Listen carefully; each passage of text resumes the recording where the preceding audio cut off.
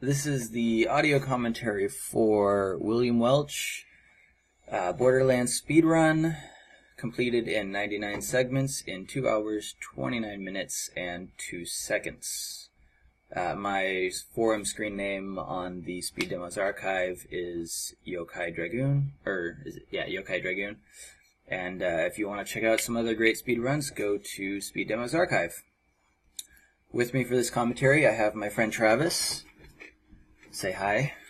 Hey William, and I wanted to point out that you did the speedrun on Xbox 360. Right, I did the speedrun on the Xbox 360. So when you occasionally see not perfect aiming, I'm going to blame that on the controller.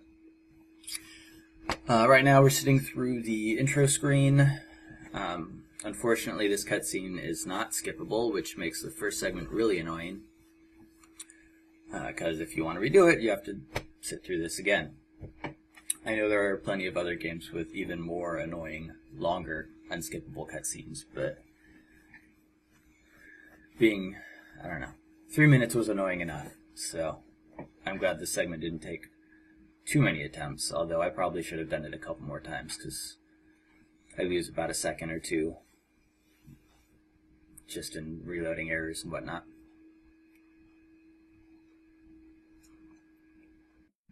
Anyway, cutscene gets done, then there is a skippable video that I skip, and now I'm going to choose my character, and for a speed run, your pretty much only choice is Brick, and the reason for that is when you get to level 5 you get your specials, and there's a glitch for Brick's special that makes you run about 30% faster, and it's permanent if you do it right. So that pretty much makes all the difference.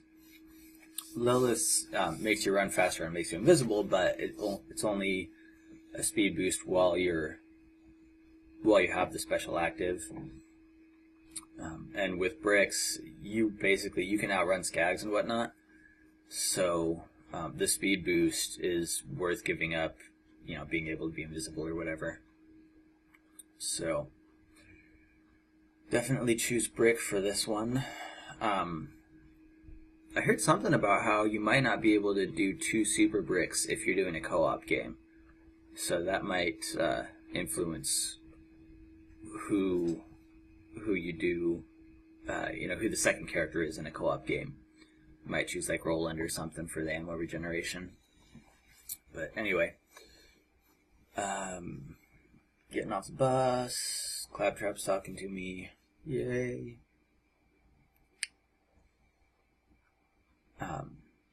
For those of you that are watching, I am doing this live, and if you type a question into either the SDA forum or the Ustream chat, I can answer any questions you have, if they pertain to the game, I suppose. I'm going to attempt to make this commentary as informative as possible, so you'll get to hear me and Travis jabber on quite a bit.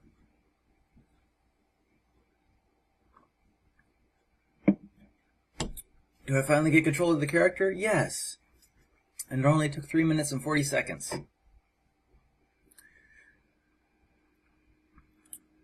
Ooh, here's my first mistake of the run. There it is. Oh, that was terrible. I found out after doing the run that if you walk around to the other side of him, then he'll look at you and you'll be facing the direction that he needs to go anyway, so it won't take the half a second or whatever for him to turn around. The Claptrap, I mean, obviously. That part's really annoying. He makes you sit there and use the quote-unquote new U station, but if you save and exit right now, you have to watch the little animation where your HUD appears again. So you can't actually save and exit until you get to Firestone. So you grabbed that loot pretty slowly. Was that an error? The 2 crates, the two cache. Yeah. 2 cache things. Not really. I had to wait for the Claptrap to talk anyway, so it didn't waste any time. Okay. And then here, you're waiting for a scripted event for these bandit patrols and cars to do their thing up on the top right over there. So as long as I get back to the claptrap before the gate opens, then I haven't wasted any time. So I go pick up a couple of items to sell and some cash. Got it. And back to the gate in time. And here's the first, I guess, important thing that I'm gonna do is if you kill, I think it's 7 enemies within 7 seconds of each other, then you get I think it's Relentless, which is a challenge, and there are various things you can do in the game. They're called challenges that give you experience points. So there it is. I got Relentless, which got me to level 2 earlier than normal. So that was the primary, I guess, thing of import in this segment was I had to get Relentless, and then just not screw up the rest of the segment for it to be a keeper. 7 seconds within each, or between each kill, not 7 seconds. Total, to right, kill yeah. them all. Okay. Yeah, you kill an enemy, and then if you kill the next one within 7 seconds, your chain continues. And there's a whole like slew of them. I think it's 7, 10, 15, and 25 or something like that. And I'll get a couple of the other ones later. And then on these guys here, I'm kind of stopping for just a half a second when I shoot them because I need to do the aim. When you look down the barrel of a shotgun in particular, any weapon really, it reduces the spread. But especially on the shotguns, if you do the aim thing, it really brings the pellet spread in, which causes more of the pellets to hit the enemies, and then it gives me a better chance of one-shotting them.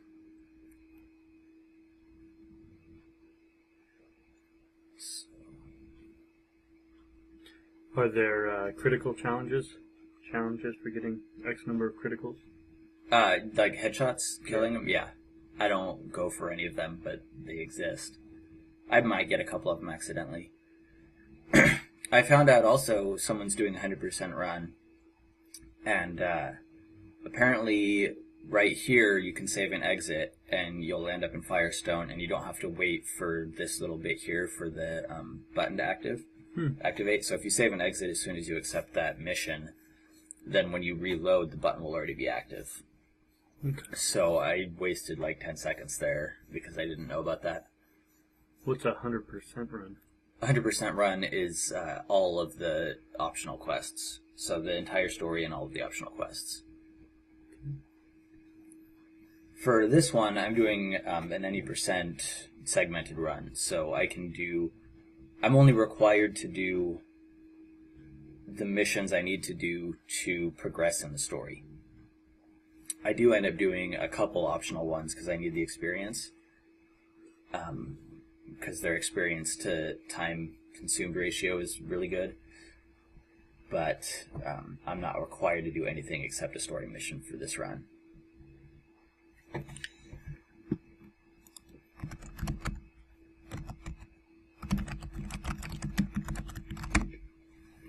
So,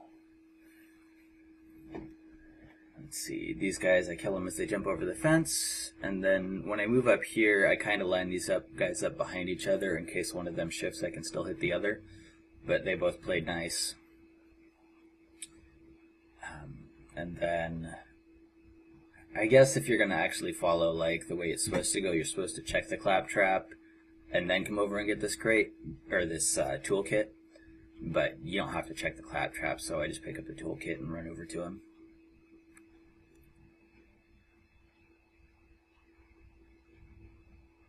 And then the story mission I'm on is to kill 5 skags out of this den over there.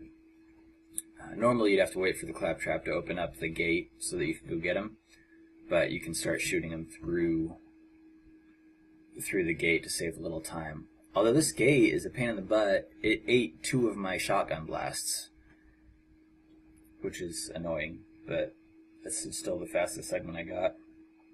If I was doing it on a PC, I wouldn't have kept a segment where I didn't kill at least 2 of the skags at the den. Because 3 of them will come out at a time. So if you kill 2 of them really early at the entrance to the den, then the other 3 will come right up to the gate, and it'll save you a few seconds.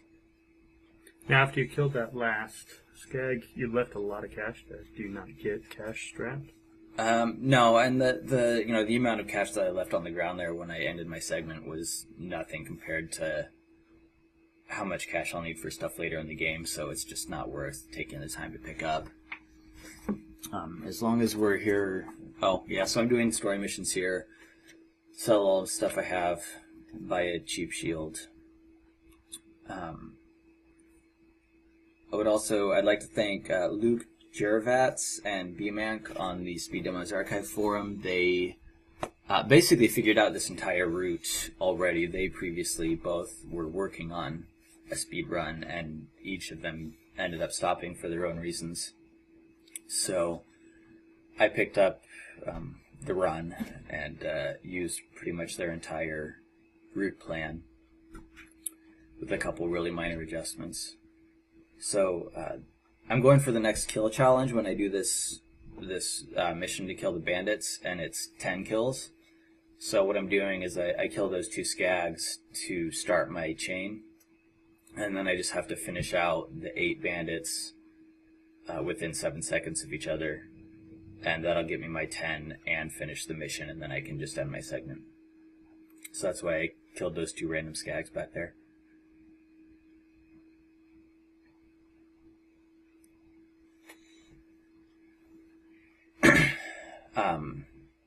And then actually in a while I'm going to do the car orbit achieved, but you can actually do that as early as about now. Basically, as soon as the gate is opened, you can do orbit achieved. What's orbit achieved?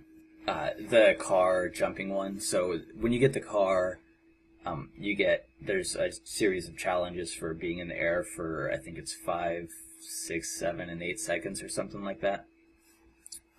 So basically jumping off really high places in the car. And I could potentially do it now, but the experience that you get this early in the game is just so easy, and the guys die so quick. I'd have to go out of my way to get it, and it's just not necessary this early. Oh, right before I entered this little scene here, I jumped. There's something weird about the game when it pauses, quote unquote, for those scenes. It doesn't actually pause the game. It basically stops all the AI and prevents controller inputs. So any physics that happen to be going on stay active when you enter those scenes. So what I did was I jumped right before it triggered, and then as the scene was going on, I finished my jumping arc, because that is just part of standard physics, the game physics, and it doesn't require any input on my part. So I ended the cutscene, and I was a few steps closer to him, which saved maybe half a second.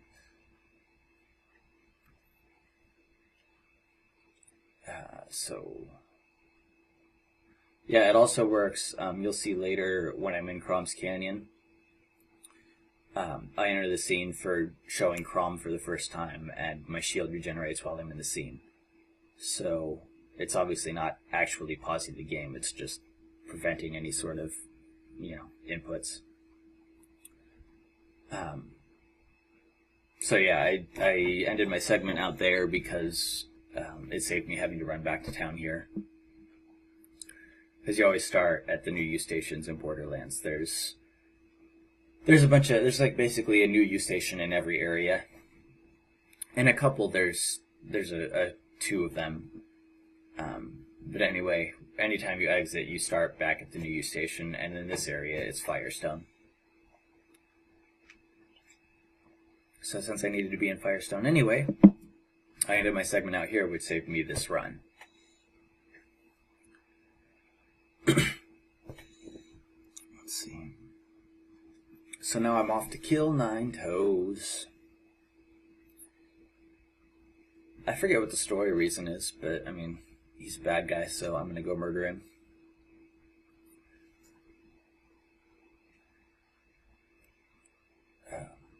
Oh, did you know if you play this game sometime and take a fire weapon or no, it's not 9 toes. It's Sledge. Have you ever shot Sledge with a fire? No. Gun? If you take his shield down and you shoot him with a fire weapon, then he lights on fire, right? Okay. And then he'll say, "The burn lets you know it's working."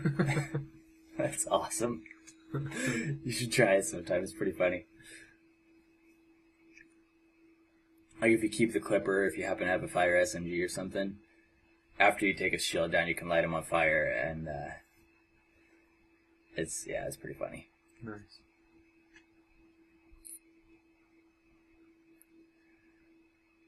Let's see. So I'm going to trigger the stash here because I have to do it, but I'm not going to bother picking up the guns because I don't need any of them, and they're not worth enough to worry about picking up to sell. I kill these guys because they'll follow you into the area if you don't. And actually, those 2 skags that were there follow me, but I get lucky and take them out with a grenade. So, right up here I toss a grenade, and I get actually really lucky. That skag there jumps right into it. And it takes out like 3 of the bandits. And then, right here I make a mistake. I should have spent my skill point right there. But I forgot. And if I'd spent my skill point, then that would have activated his special, which is, he puts his gun away and he starts, you can punch with your fists. But, I didn't do it, so I tossed a couple grenades here to get him down, and then I shoot him once or twice, and my shields are down, so I try and activate my special right there, but it doesn't, and it took me 2 swings to figure out what the heck happened. So he knocks me down, and I just polished him off with that. I tried to beat that segment, where I actually spent my skill point, and that grenade toss was just so lucky I couldn't beat the time. Right here you're seeing me do this super brick speed glitch, which all you do is, if you've got his special, you activate the special, and then anytime while it's active, you press start, and then, you press the menu button to bring up the in-game menu. Back, yeah, on the 360. And then you exit out of it, and when you exit out, it cancels the special, but it leaves the speed boost you get active. When Brick's special is active, you run 30% faster, but you can't sprint. But if you do the Super Brick, then it keeps the 30% speed boost active for your normal movement, but then you can also sprint, and that is also 30% faster than normal, which is what makes Brick the obvious choice for a speedrun. So you'll see at the beginning of every segment from now until the end of the game, I'll do the speed glitch. And you'll get to hear him go, "Rawr!"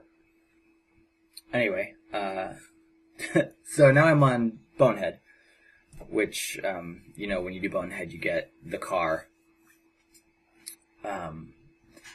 But this gate here, you can jump over, even though you're not supposed to be able to. So I stop because for some reason if I jump on the run, I don't hit the little ledge I need to clip on the gate. So I stop right in front of it because it seems to work better that way. And then you just jump up and there's just a tiny little ledge you can sit on. And so you saw me change the color of the car there. I used about half a second to change the car color, which I think some of the verifiers are probably gonna comment on. I think it was worth it to not have to drive a puke brown car around the whole time, but you know, it's their job, so I'm sure someone's going to comment on it. Anyway, this is getting orbit achieved. So what you have to do is you have to park the car at this angle so all 4 wheels are off the ground. And then sit in it for long enough for the challenge to be completed. And then you get out of it, and if you melee the car and press the jump in button quick enough, you can get in while it's flipping, and then when the car lands, you get, in this case, if you get a higher challenge than the one that you're on, you'll get the highest one that you achieved and all the ones beneath it. So I got all of the car jumping achievements all in a row right there, which got me a lot of experience. How many levels? Was that 1 or 2 levels? I think it was about a full level. I don't remember off the top of my head. But right there, I shoot him with the rocket a couple of times because I know they're going to kind of go past him and the explosion will push Bonehead forward so that I can run over him easier. And then I get the little Digistruct there, which I need to activate the car one I'm supposed to get. Somehow I make it out of this area alive, which I still don't know how I did it. And I shoot this guy thinking that he might kill me from behind, but I don't end up killing him, so I still get lucky and make it. And then, oh, I should have run him over just for good measure. Oh well. Anywho, now I jump over the goalie for reals.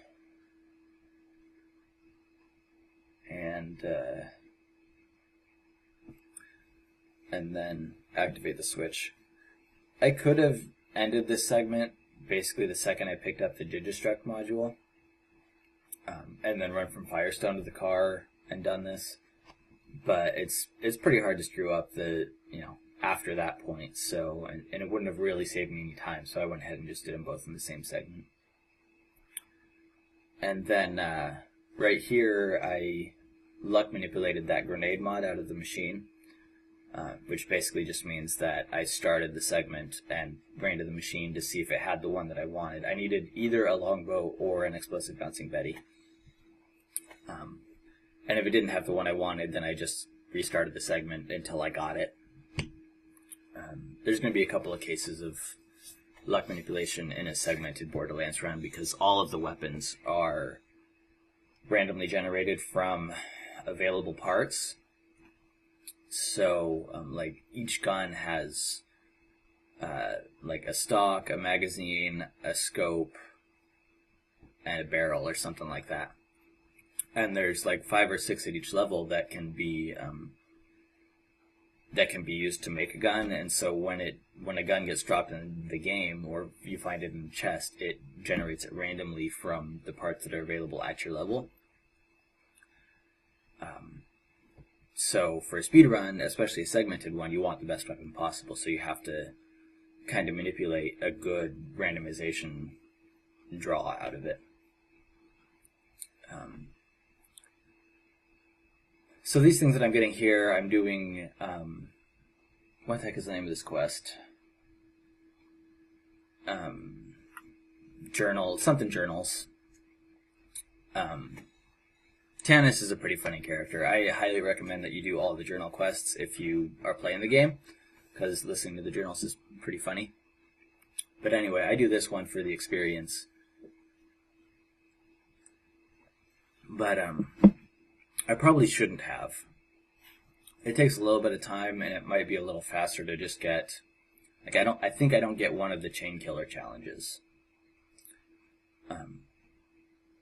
So, and it would have been faster to get that than it would have been to find these journals.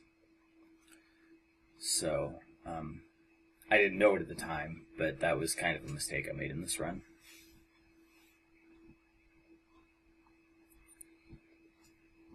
So anyway, I kill those guys for starting the roadkill challenge, which actually I also realized that was kind of a mistake too, because you can actually run over the rakks. In a little bit here, I'm gonna rocket a bunch of rakks to kill them for another mission that I'm doing. But if you, when the swarm gets close enough to you, if you drive forward in the car, you'll actually run them over. So get both of those missions at once. Yeah, so you'll get the rat killing mission and the roadkill one at the same time.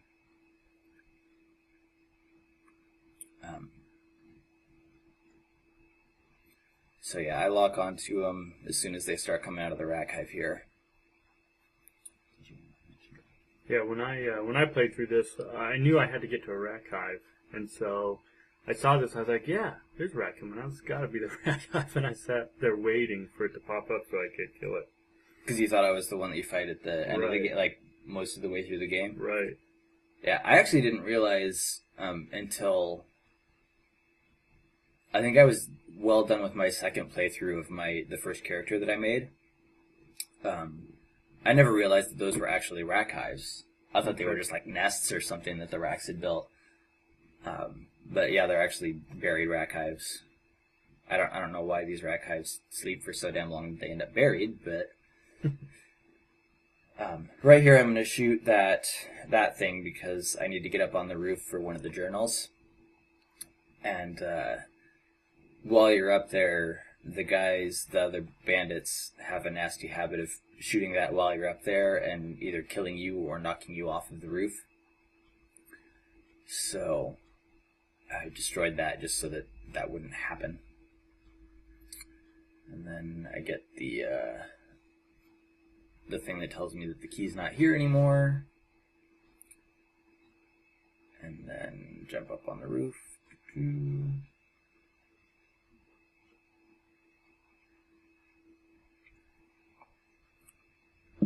And then once I get this, I save and exit, and I'm going to turn in the quest that I've just done, and then it's on to crab leveling.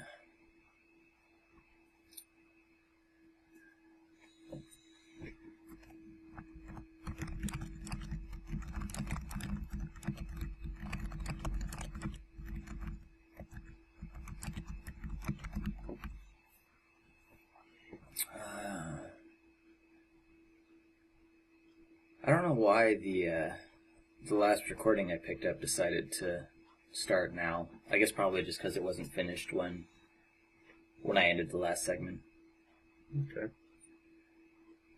Okay. His chair was always more comfortable than mine. I took his chair. Anyway. Oh. I don't know. Do you care to explain what crab leveling is? Well, alright, sure. Crab leveling. And fill in all the blanks for me, William. Sure, go ahead. Let's see, so coming to crab leveling to increase my level, to be at an appropriate level to get to the next bad guy, essentially. Yeah, I need to be... basically, the crabs at this point in the game are the quickest experience you can get. Because if you're at level 10, you can kill them with a grenade. So... I waste a little bit of time here just because I want to end the segment, but you have to have played at least 30 seconds before to let you save when you exit the game. Anyway, yeah, you can't, because of the way the experience works in this game, and I'll explain that later when we're watching Mikhail Skegzaled too many times. Because of the way the experience works in this game, you can't just play straight through it. You have to level. So, and this is the first place that I really need to do it. And also, there are some chests here, so I'm going to luck manipulate some weapons out of the chests.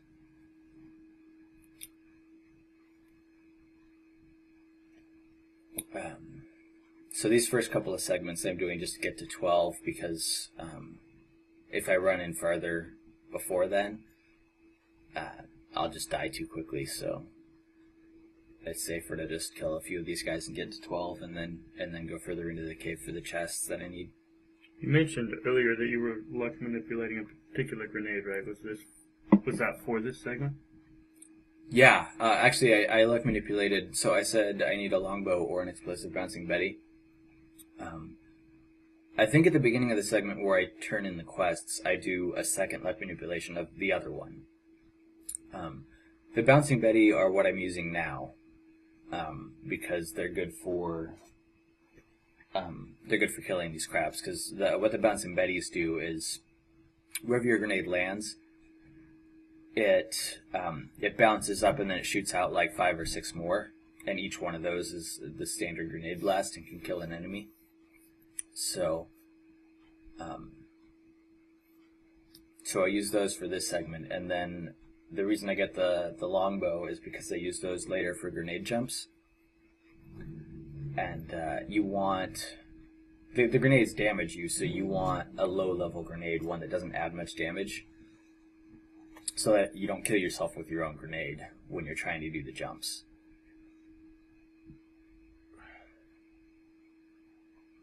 So let's see, I think this one will probably get me 12. Oh, maybe not. One more, it looks like.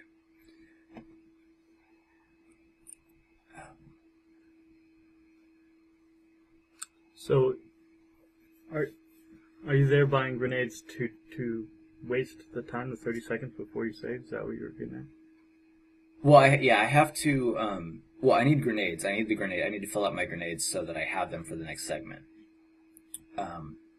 So I either have to buy the grenades at the beginning of the segment or the end of the segment, because I run out. I throw them all every time. Okay. So, I do it at the end of the segment because,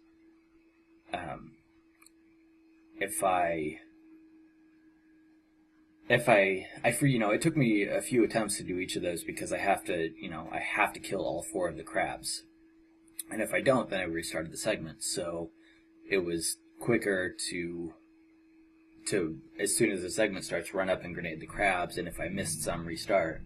Then I have to buy grenades and then kill the crabs. And so any segment that I didn't keep, I wasted the time buying grenades. So that's just why I did it at the end instead of at the beginning. But yeah, I couldn't save and exit anyway right after killing the crabs because my 30 seconds hadn't expired. So I was going to have to do something. So out of that chest, I pulled some level 16 explosive bouncing betties, which are one of the, I think it's 4 or 5 items I need to pull in these segments. You luck manipulated that? Yeah, it's not guaranteed out of that chest or anything. So I actually kept track on these segments of how many attempts each one took me. So it took me 15 attempts to find the first item that I needed that happened to be those grenades. And they're level 16, so I can't equip them yet. This next segment took me 146 attempts. I don't remember what I pull out of this one, so I'll have to let you know when I get it. But anyway, so yeah, each of these segments starts off with me tossing a grenade at that first pack of crabs, since I'm running by them anyway. And then basically trying to kill all of both of these packs. So I waste all my grenades, and then you usually get a few grenades out of each of these 2 chests. So I just throw them all before I get to the chest, and then get a few more that I can throw. So killing more crabs. I noticed you're spending your skill points along the way. What are you spending that on? So I think I must have kept the static SMG, or thought I might want to keep it, which is why I kept that segment. Anyway, the first 5 skill points I spent on grenade damage, or explosive damage, and grenades are explosive damage, so basically skills to make my grenades do more damage. And then after that, I'm spending them on a skill that gives me a damage bonus after I kill an enemy for 10 seconds or whatever. So anytime the little pistol is on the screen up above my grenade over there, down in the bottom right, that's my special being active because I killed something with my grenades in these segments. And yeah, I shoot the 2 skagdens around here just because I want to draw them in case some skags happen to be in the way of my grenades. Okay, so there's the SMG, the erupting SMG I keep for later. Because I need, and I'll explain this later on Skagzilla, but I need a Dual Anarchy is the SMG that I want for the run, but it's terrible over long range. So I need another SMG that I can have for some long range shooting in a little bit.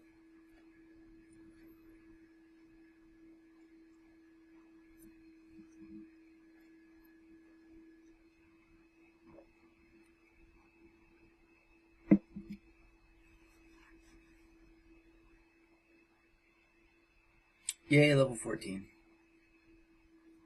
What level are you going to get to before you're done crab level? I'm going to get to 16. And my reasoning on that originally was I have to be 16 to quit the Dual Anarchy. So I was going to level till 16 so that I could use it on the next couple fights. But knowing what I know now, I would probably leave earlier than that.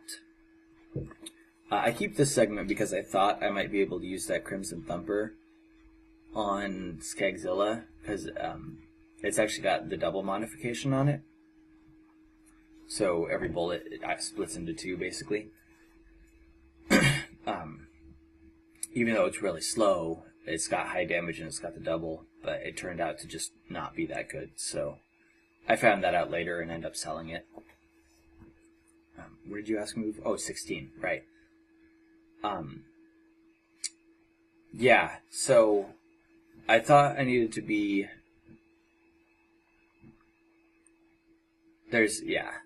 When I was doing my test segments, I did not have weapons that are as good as I have in this run. So I thought I needed to be a lot higher than I really needed to be to kill Sledge in particular. And you have to be 18 to run over Skagzilla with the car. So I get to 16 here because I thought I needed to be that high to kill these guys. And the plan was to run over Skagzilla with the car the first time, which I end up not doing because I don't actually get to 18. I'm at 17. Which it turns out, with the Stomper that I pull out of here, which is an assault rifle, you can kill him at 17. So if I was going to do this run again, I would probably leave here before 16. Well, first I'd see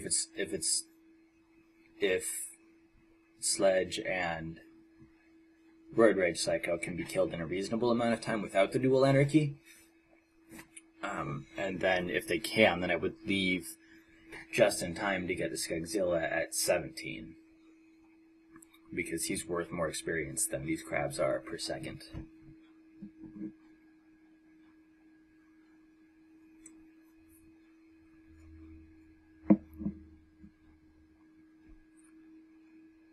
Let's see, what level am I now?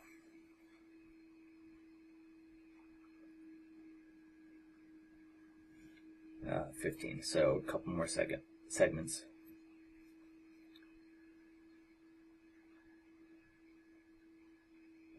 I don't know. You got anything to say? Got nothing at this point. Get to watch you do the boring parts here. Yay, boring parts.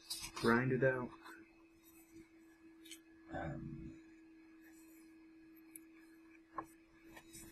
Yeah, so one of the weapons I need to get out of here, I need to luck manipulate out of these chests, is a Stomper, which is just one of the assault rifles that does the 3-shot bursts. But the Stomper modification gives it a really big damage boost. So it's basically just really strong, and it's really accurate over a long distance, so I can shoot Skagzilla from really far away with it.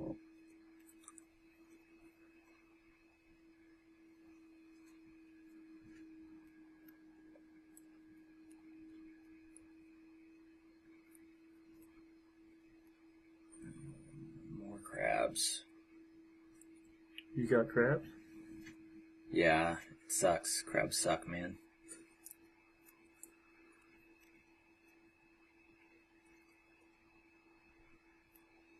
If you shoot the crabs in the eye, then they take a lot of damage. At lower levels, you can kill them with 2 or 3 shots in the eye. Oh, here's my... Oh, nope, Glorious Havoc. Never mind. At this level, with this explosive SMG, I can kill them with 1 shot in the eye. But still, the grenades are just faster than trying to hit them in the eye, so... most of the time I kill them with the grenades.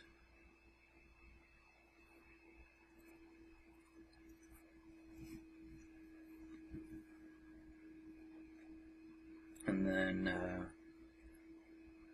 oh, okay, so what that was right there was me luck manipulating a really good shield. And then I toss a grenade to get to 16. And then I still have an exceed of 30 seconds, so I do some inventory manipulation and sell off stuff and fill up on ammo and whatnot. Oh, and while I'm in here, previously I think I bought the SMG and the assault rifle ammo upgrade. And when we're on Skagzilla, I'll explain why I bought it here instead of out there.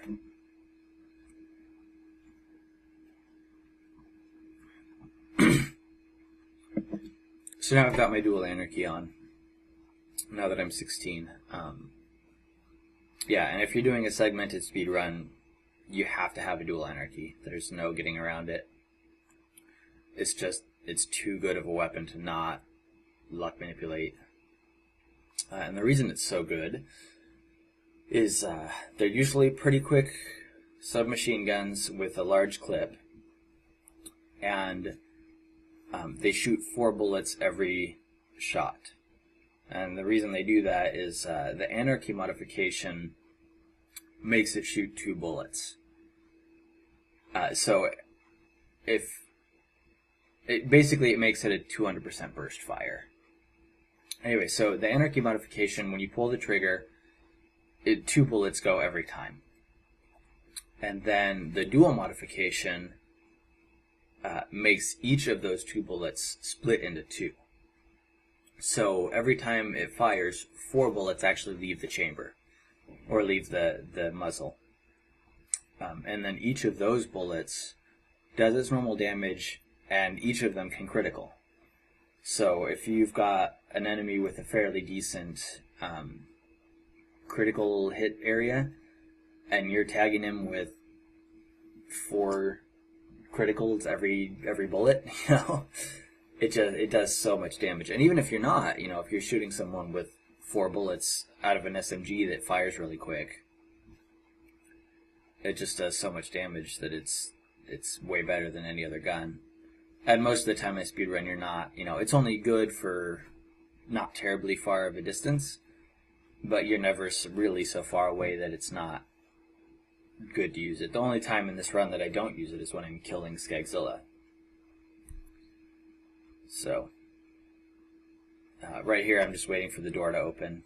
It takes some time. There's no way to make it go faster that I know of.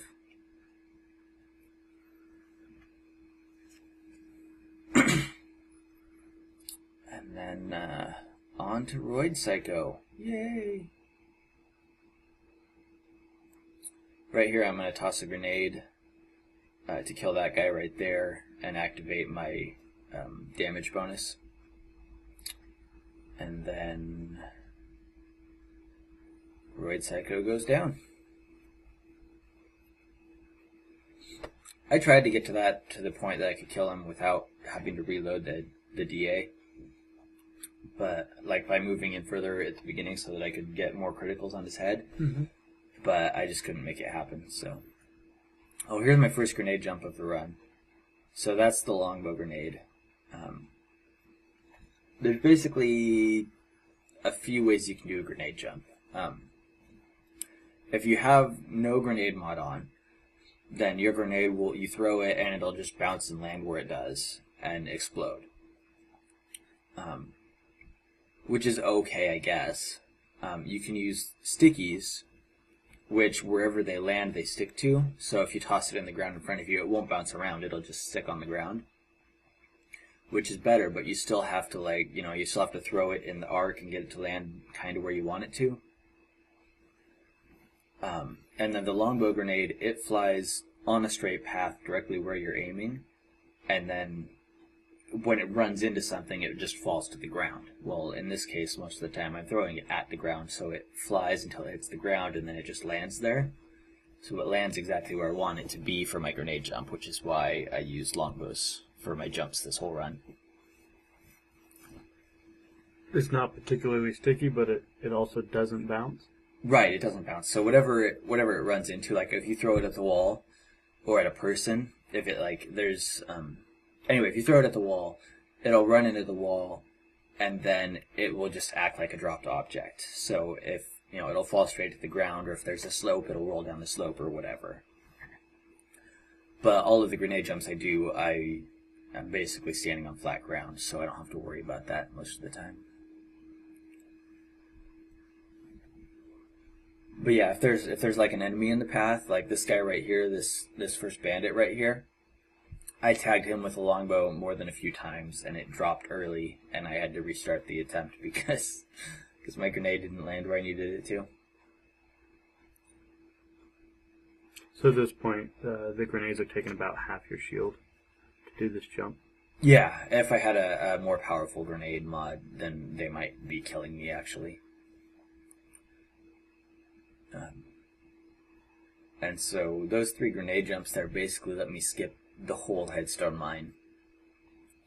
Normally you have to run like this big path around the mine and like kill a bunch of guys and all this stuff, which you can just run through all the guys. You don't have to actually kill any of them, but it takes time to run all that distance. So the grenade jumps save you a bunch of time there.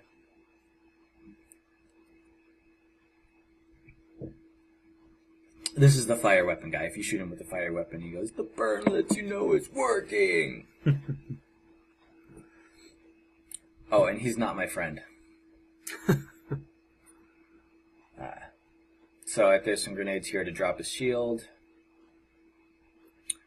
And then his shotgun is really brutal, even though I'm 2 levels below him. So yeah, his shotgun is just brutal. But if you run in close to him, he does that ground attack, which you can back out of its range before it actually does it. So that's what I'm doing here, is I'm getting him to do his ground attack, and then getting out of the way, and then making him do it again so that he won't shoot me with his shotgun. You can't jump over it? Over the ground attack? I don't know. I never tried it, actually. I know I know if it's on a different level than you, then it won't damage you. Because originally I was thinking I was going to do that fight by, there's some stairs down to the left over there, and if you get him down the stairs, basically at the foot of the stairs, and you're at the top of the stairs, he's close enough that he'll just constantly do the ground attack, but it won't damage you because it's below you. So I don't know if jumping would work or not. So you're driving back somewhere, huh? Yeah, I'm driving back to Firestone. Why are you driving all the way back? Instead of coming into this area and then saving an exit? Yeah. Because the way the saves work in this game is when you quit, you respawn at the last new use station that you triggered, even if it's not in your current area. So if I just came into this area from the mine and then quit, I would start back in the mine. Not here in Firestone. Alright.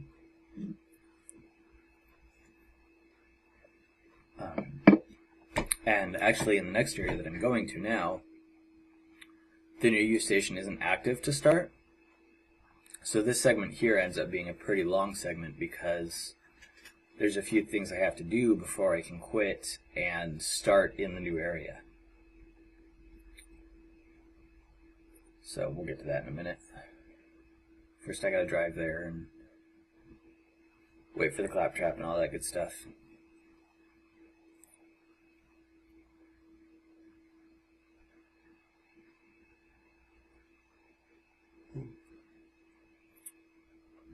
driving along.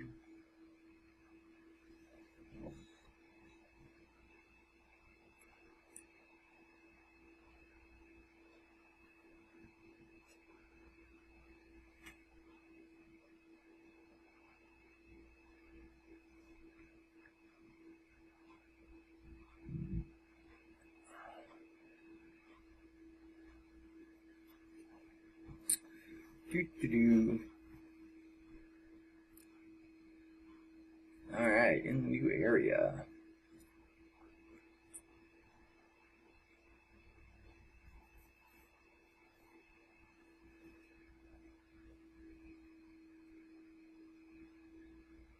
I can't believe I kept that in this segment. Yeah. Getting stuck on that wall. Alright, it must have been my fastest segment. I'm sure it was, but that's kind of a random mistake. This is usually the place that you get your first staying in the air challenge. Okay. When you fall off that jump there. So I shoot those barrels to get those two guys. Oh, 4 actually. Wow.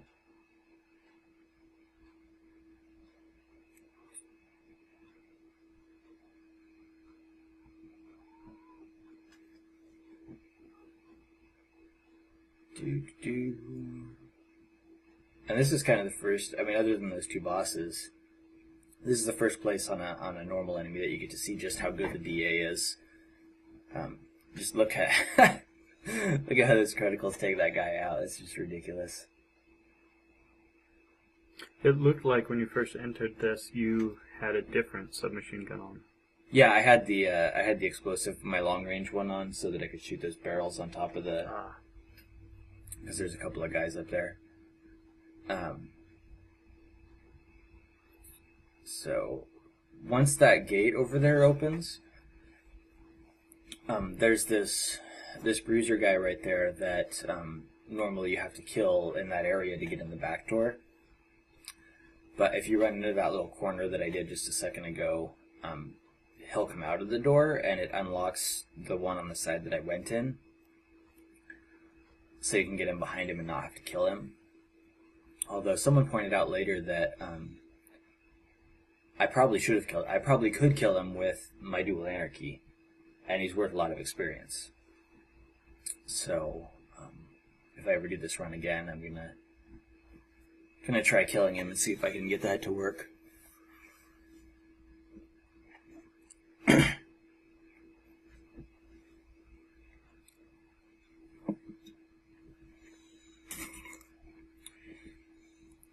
So once I throw these 2 switches and then activate the fast travel network, then that turns on the new U in this area. And then I can finally save and exit and start back here.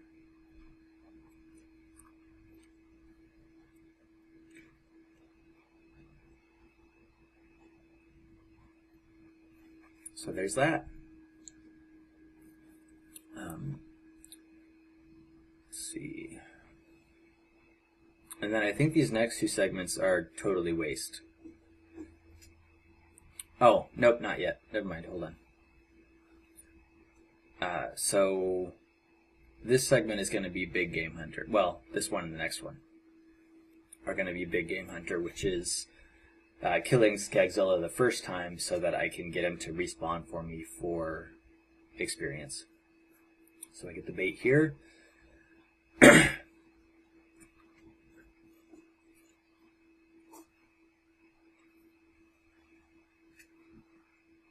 If you're 18 at this point, you can do the trick to get the car in there and run him over, but the car's not strong enough if you're 18. So I run in and place the bait, and I run up that way because it's faster than the normal path into the arena. And when you place the bait, then this gate goes up, and you can't leave the arena, but I can't kill him from inside the arena. He'd murder me really quick. So I save an exit to get out of the arena. And now I'm going to go kill him the way I'm going to kill him when I'm leveling.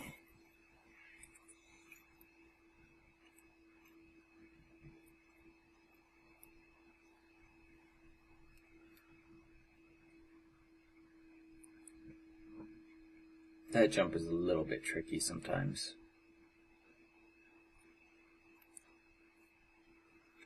So the gate's closed. Why don't you just jump up on there?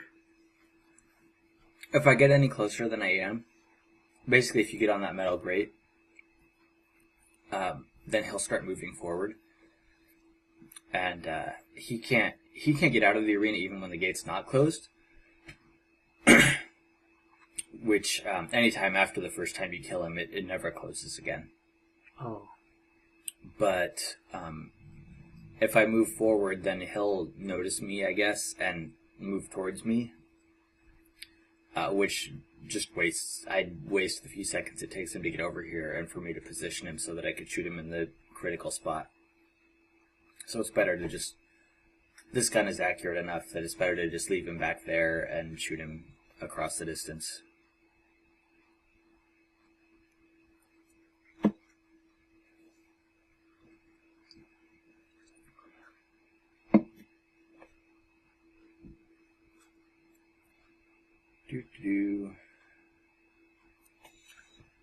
Why aren't you spending that skill point you got? I don't have anything useful to spend it on.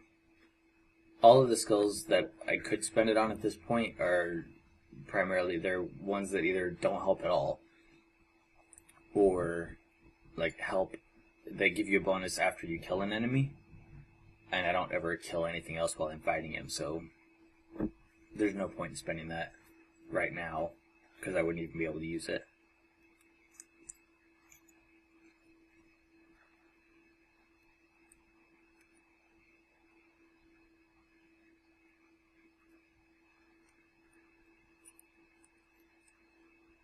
And there's some little nuances to this fight that I'll explain during the leveling segments.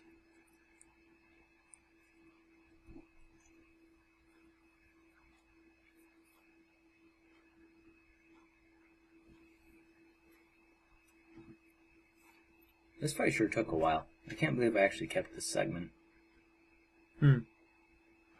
At level 17, you think you could have done it faster? I don't know. I mean, I guess I don't remember. At level 17, it takes a while to kill him, so there's definitely going to be some cycles where he does the short growl, or just kind of miss a little bit. But why'd you switch from your assault rifle to the SMG? I use an SMG basically throughout the whole run, and in this game, your weapons get levels kind of basically that make you more accurate using them, and give you like a little bit of a damage bonus. And well, in the case of SMGs, the more you use it, the more accurate it gets, the more damage it does, and the faster it reloads. So, and I'm going to get a lot of experience from killing Skegzilla, and I want all of that experience to go into my SMG being better, which is why I pulled that explosive SMG out of the chest back when I was crab leveling. I needed an SMG that was accurate over a long range so that I could get him down to a sliver with the gun that I kill him with, and then I could switch to my SMG and polish him off and get the SMG. The experience would go towards the SMG. Okay.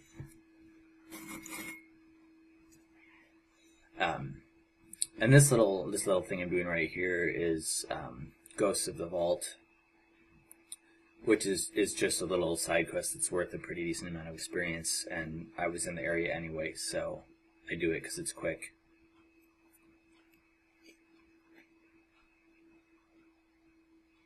And I actually end up pulling a few fairly expensive items out of this chest here, so that helps too.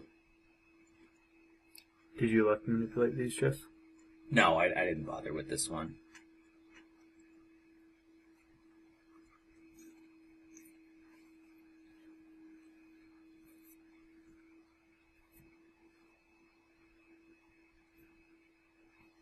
Let's see, so just selling stuff here. I keep Sledge's shotgun for later, you'll see that. Okay, so this segment and the next one are totally wasted, basically. When I first started I need to get, right here I need to buy a Warmonger class mod. And the reason for that is the Warmonger gives you a damage bonus. And it's like a direct damage bonus, so all my weapons suddenly do more damage. And the first one that I found had the damage bonus and a grenade damage bonus on it. And it was like 50k or something like that. I didn't have that much, so I opened these chests to get the money that I would need to buy that one. Except that the one I actually end up getting and keeping has a higher damage percent bonus, but it doesn't have the grenade damage. And it was a lot cheaper. So I ended up not needing all the money that I got. I've got 65, 70k, and I don't spend it all. But later in the game, I end up needing basically all that money anyway, so I guess it's not a total waste. So that was the Warmonger that I just bought there. Oh, and actually out of one of those two chests, I pulled another double anarchy, which wasn't originally in the plan. It was slightly better than the one I found in the cave. And once I found out that, like, oh hey, I can pull one here too, and it's really easy. I tried, like, how many? I wrote it down.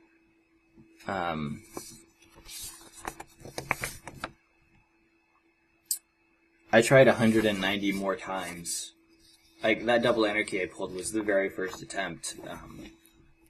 I just got really lucky and found one. And I tried 190 more times to get a better one than that, and I didn't find another one at all, let alone a better one. So, I was like, okay, fine, moving on.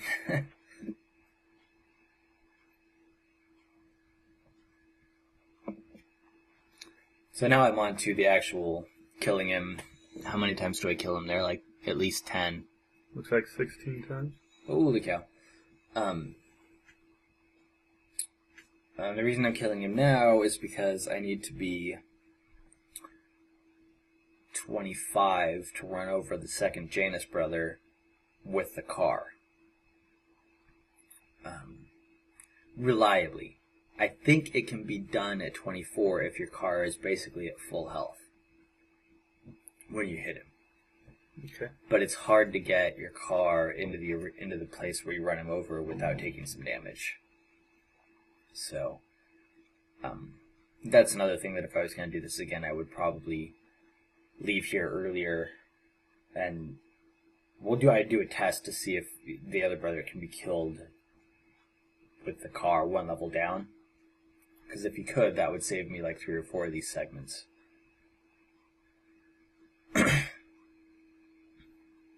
Alright, so the ammo I mentioned earlier. In the cave, you get the green ammo expansion bonuses. Out of this one here, you can buy the blue ones, which is actually gives you more ammo, but it costs a lot more. And in a speed run, money management is a big issue, because you just don't end up with enough to buy everything you would like to buy.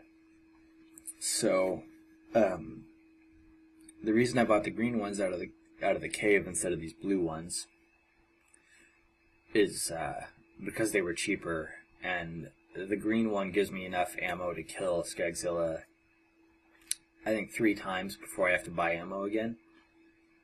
So, I got that one, and then later on I'll buy the best SMG ammo upgrade. But anyway, the green assault rifle one was enough to make this go faster, but wasn't terribly expensive, so that's why I bought it then.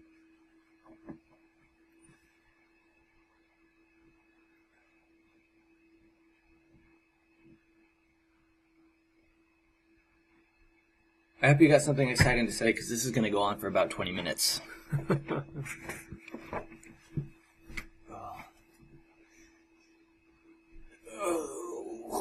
What did we talk about last time? We actually tried to record this audio commentary before, over Skype, and there were some issues, so this is attempt number 2, actually. I think we worked on our Brave New World karaoke. Oh, is that what as an intermission song? There we go. That sounds like fun.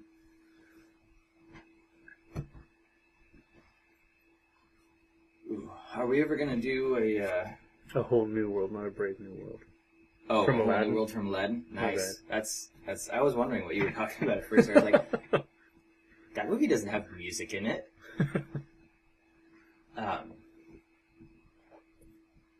Anyway, are we ever going to do a 2-player single segment of this? Yeah, we absolutely should.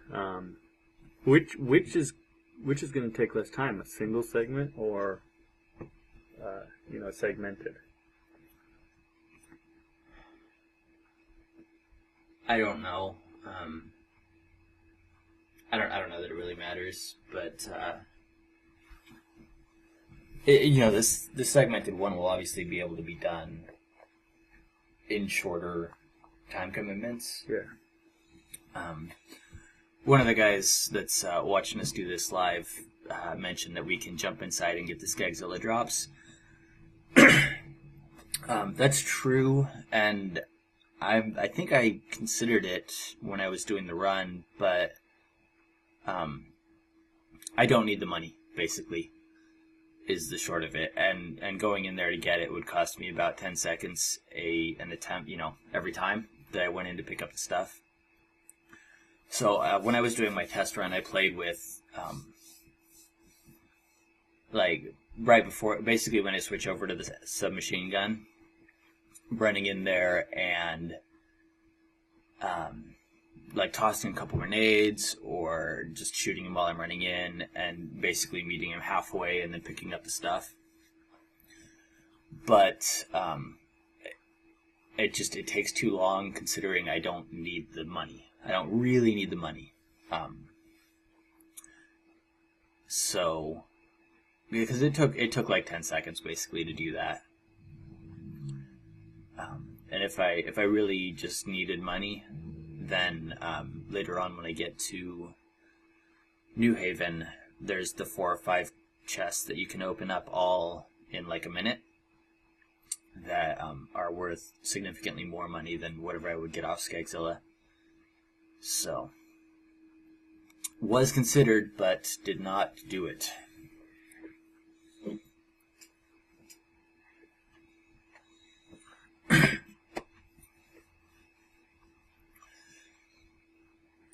For our 2-player run, we might want to do it segmented since I'm going to be doing a number of atrocious errors along the way.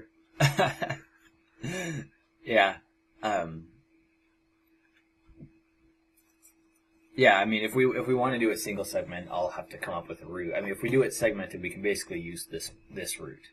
Just modified. Just modified, yeah, because we'll be able to abuse the Sledge's shotgun.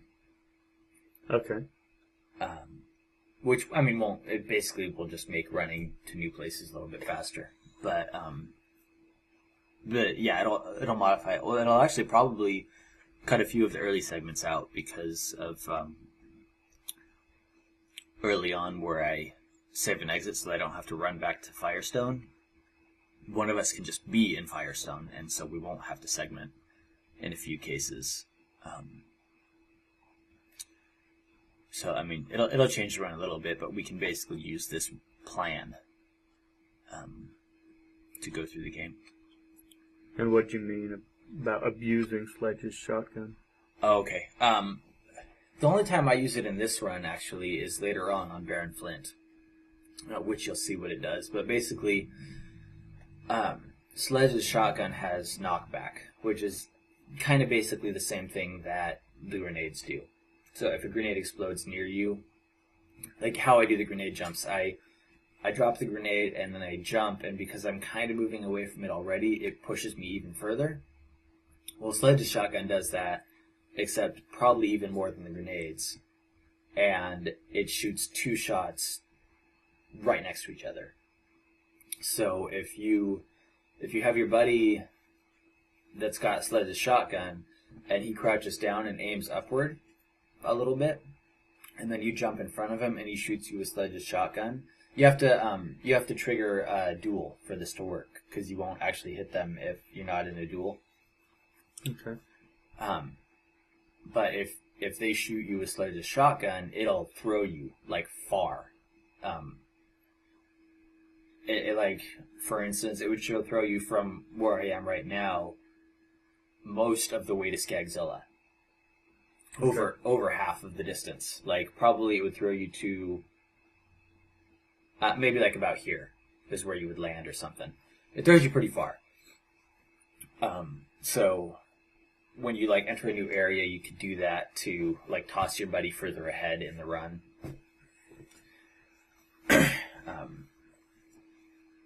But yeah, we'd also have to decide if we want to do local co-op or Xbox Live, and I think that'll probably depend on if you get a recording device or not. Oh, right. I need a recording device to do it over. Yeah, because we'd have to, if we do it over live, we'd have to record both video streams. Okay. So that we could prove we didn't cheat. And it'd be cool to have a dual video run, but anyway. So to explain duel for people who haven't played Borderlands, when you're playing in two-player mode, you melee your partner melees you back, and you enter a duel mode, a duel, and then you essentially fight it out. Now, are there challenges for winning the duels? That might be worth the experience. Yeah, and when you say fight it out, so it's duel, D-U-E-L, not D-U-A-L. But anyway, you fight, and then once one of you basically kills the other, quote-unquote, then you're both back alive like nothing happened.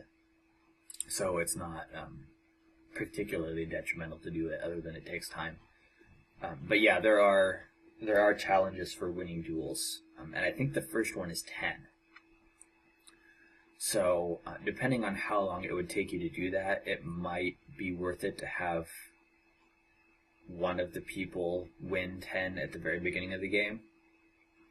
Like, I bet you could win a few duels at the beginning while you're waiting for the claptrap to do his speeches. Okay. So it might be worth it to have one of the people do that at the beginning. I don't know if it'd be worth it to have both people do it or not. But sure. Obviously, criticals take damage. A whole bunch of extra damage. Is there anything like if in a duel your partner turns around and you critical him from behind, is that more damage? Or? I don't know. I haven't tested it, but yeah, if you were doing the duels for the experience, well, actually, yeah, you'd probably want to do it at the beginning so that you could have your partner like kneel down or whatever, and you could just shoot him right in the head with a shotgun and just take him out right away. It'd probably one shot him. Sure. Which would make the duels really quick. So.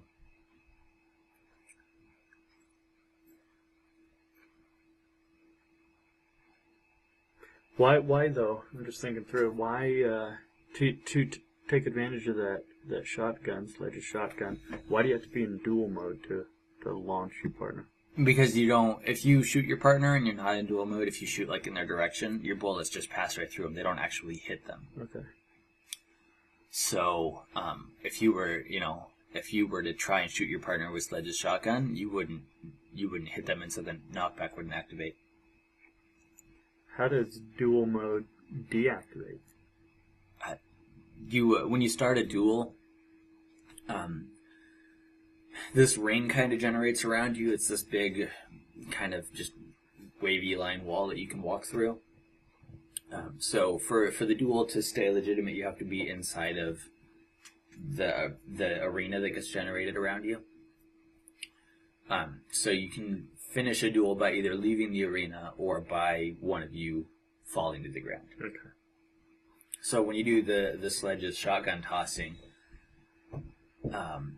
they always end by the one person leaving the arena because the shotgun tosses them way outside the arena. All right.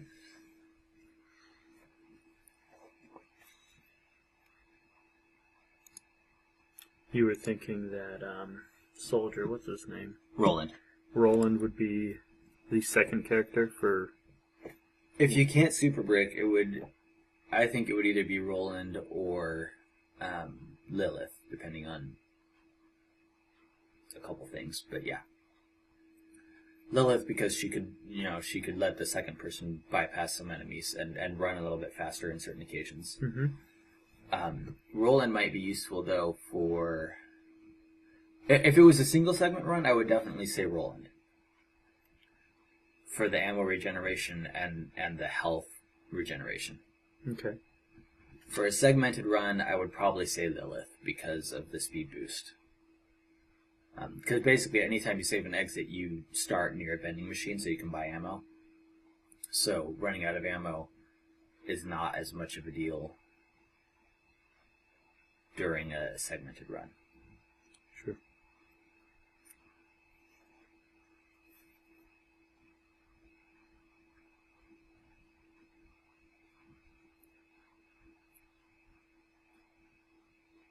I have no idea how many times I've killed him, but I think I must be getting close to being done.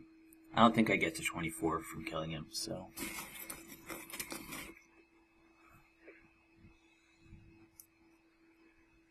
Hopefully we're almost done with this.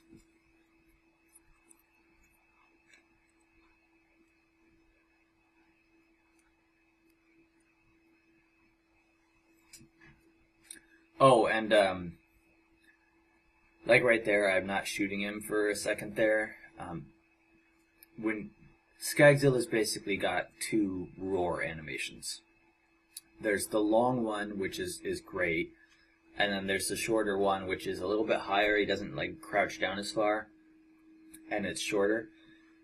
But either way, if you're shooting him, it delays the onset of the next animation, and you can't get a critical unless he's in his roar animation. So basically, I shoot him as much as I can while he's roaring, and then I try and time it so that my reloads happen while I'm waiting for the next animation to start. And some of these segments I reset just because he did the short animation too many times. So this is the long one here. And if you start firing soon enough with the long one, you can almost get 2 full clips into him. Also, the short animation is not as stable, like he moves his head around a little, so it makes getting criticals less consistent.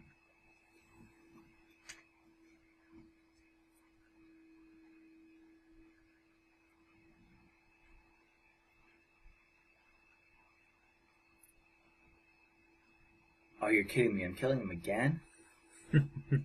Jeez. Could you not have saved an exit with that car already spawned? You run back to spawn that car every time.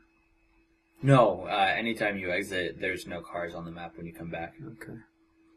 If there was, the car would be out here, and I would just warp to it instead of respawning it. Oh, sure. Which is another thing you could do in a multiplayer run. Sure. You could kind of, in a couple of cases, abuse warping to the car. So,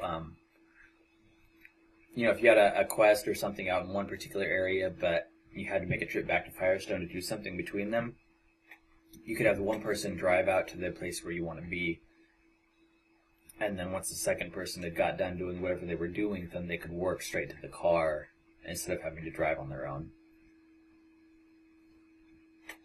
Although, with 2 cars, it would make some of the missions go faster. Okay. Like the one I'm about to do, the killing the 8 bandit patrols. Mm-hmm. If you both had a car with the rocket launcher, you could kill them quicker. Looks like you're done. Skag leveling. Nope. Nope. Okay, so it must be 24 that, I think I must kill him 1 or 2 more times, because I think I end up about a third of the way through the level before I move on.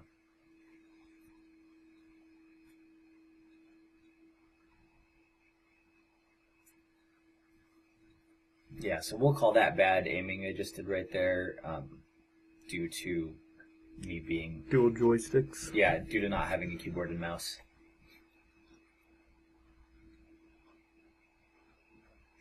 Do you have a sense for if a 2-player speedrun's going to be faster or slower? It should be faster. It should be faster. Oh yeah. Because you'll save running time and you'll kill the bosses faster with 2 people shooting them. Yeah, although they'll be a little stronger. Yeah. But still, I would think that it would end up being a faster run, especially segmented. It'd certainly be a little more annoying. Oh, I didn't tell you. Someone found a duplication glitch with Brick. Oh, but you have to be on the PC to do it.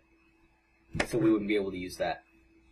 So we'd actually have to pull 2 dual anarchies out of the chest in the cave. Oh, I see. You think that's worth it? Obviously, with 1 player, you need 1. Yeah. With 2 players, you think it's worth both having that weapon? Oh, definitely. Yeah, because it's just so much better than a normal, like any other weapon, basically. The only weapon I think that probably even comes close is Crimson Hellfire. Okay.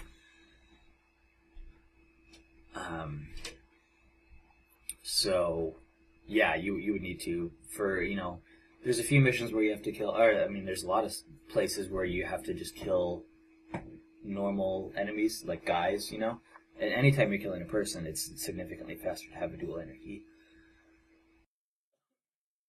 And then obviously on the bosses, it's faster too. So yeah, you would, if you're doing it segmented, you'd have to get 1 for each of you. You're moving on. Yay, I'm killing bandits now. So I use the rocket launcher here because I know I'm going to be close to these cars. And the rocket launcher does more damage than the machine gun turret.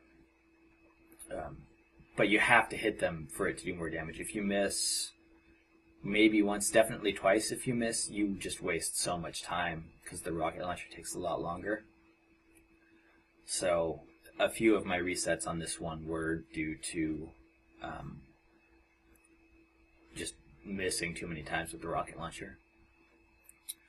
Someone on the comments asked if I like the PC or the Xbox version better. I don't have a computer that can play this. So, Xbox. If I had a choice, I would probably do the run on the PC. For 2 reasons now. Primarily because the aiming is better with the keyboard and mouse. But then also, someone found the item duplication glitch, which could be abused for money. And if you're doing a multiplayer run, you can abuse it to duplicate a good dual anarchy. So you'd only have to pull 1 and you can both have it. Although the duplication glitch does require a full duration of Berserk. So. Interesting. Yeah. So I fill up on ammo there after killing the bandits and I'm going to go fight Mad Mel. The way the duplication glitch works, apparently on the PC, there's a button that will let you drop the weapon that you have equipped without going into the menu. Okay. So, you've got your weapon out, and you drop it and you activate a special right away, and the weapon that you drop will drop onto the ground, and then if you wait for Berserk to run out, when it runs out, it will re-equip that weapon for you when Berserk ends. You won't have any ammo. Apparently it drains all your ammo, but it will re-equip the same weapon. So you've got 1 on the ground and you've got 1 equipped. Yes. Although, so if you're doing local co-op, you would have to duplicate it that way. If you're doing it over live, there's another way you can duplicate it that's much quicker. And that is, if the host save and exits before the person that joined does. Oh right. So sorry. Back to the actual run here. I want to have the car when I'm done with this because I need to drive to the next area, and it takes so long to kill Mad Mel with the car and not let the car get destroyed. So because the dual anarchy is so good and the cars in this game are made out of paper mache, I go ahead and just shoot him with the dual anarchy to kill him. And then he's kind of a jerk. Like there were definitely a few attempts that ended because I got run over by a car and it insta kills you. And there were segments where he just drove in a pattern that I couldn't follow. It's much easier to follow him on the PC than it is with the dual analog. So that I just had to do that segment enough times that I could kill him in a reasonable amount of attempts, And then I have to come to New Haven before I can save and exit because I have to trigger the new U to start here again. But I go ahead and do... Basically, if I were to save and exit right now, it would save me like 3 seconds, the time it takes to run back to that new U station. And since this mission right here is a story mission, I have to do it. And it's really hard to screw up. I go ahead and just tacked it on to the end of the segment, just so I wouldn't have to segment again. Anyway, if you're playing over Xbox Live, you can. So you've got the host, which is the person that's hosting the game, and then you've got your clients, which are your friends that join you. If the host saves and exits, the clients will exit without saving. So what you can do is you can have one of the clients drop a weapon, have the host pick it up and save and exit, and the client will be reverted to their last autosave. So if you had a dual anarchy, let's say, and you were the client. So I start a game, I invite you, you drop the dual anarchy, I pick it up, and then I save and exit. You will still have your dual anarchy because it didn't save when you quit. And I will have it too because I picked it up and it saved when I quit. Okay. So if we do a 2-player run over live, we can duplicate items that way. Okay. And that is really great because as long as you don't do anything after the last autosave that we need to keep, basically we would want to time it so that we did those after we trigger a save post. Mm-hmm. Or like run back into Firestone or something. Because, or we would just do like one of the luck manipulation segments. We could just end it right there. Mm-hmm. So as long as you haven't done anything that we care about saving, like gotten experience or whatever, right. You can duplicate weapons like that over live. But yeah, if you do it on local, both characters save when you exit.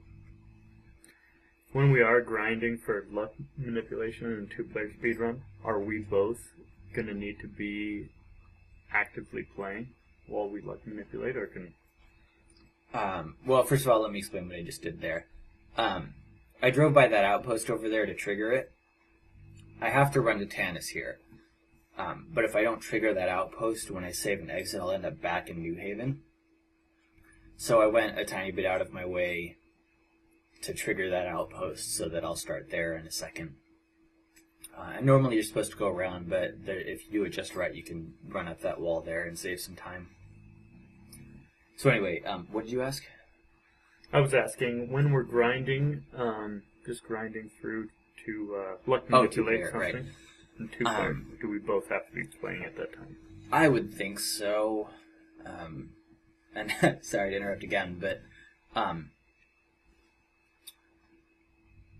going to do the developer chest here. I'm not 100% positive that it's a developer chest, quote unquote, but there is this chest that's really, really well hidden here.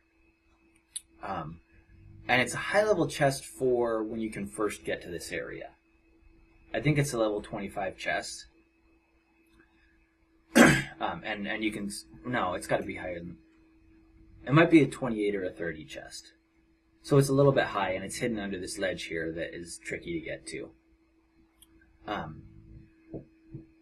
So you can see I pulled a level 22 dual anarchy out of it. So it tends to have really good items in it, like a better than normal rate of like blues and purples. And it's a fairly high level for the area. So anyway, so people call it a developer chest. I don't know if it's actually accurate or not, but Anyway, I use it to get a new dual anarchy that's quite a bit stronger than my previous ones. And actually, I got really lucky. The one that I pulled there is a 12 fire rate dual anarchy. So it just empties the clips so quick.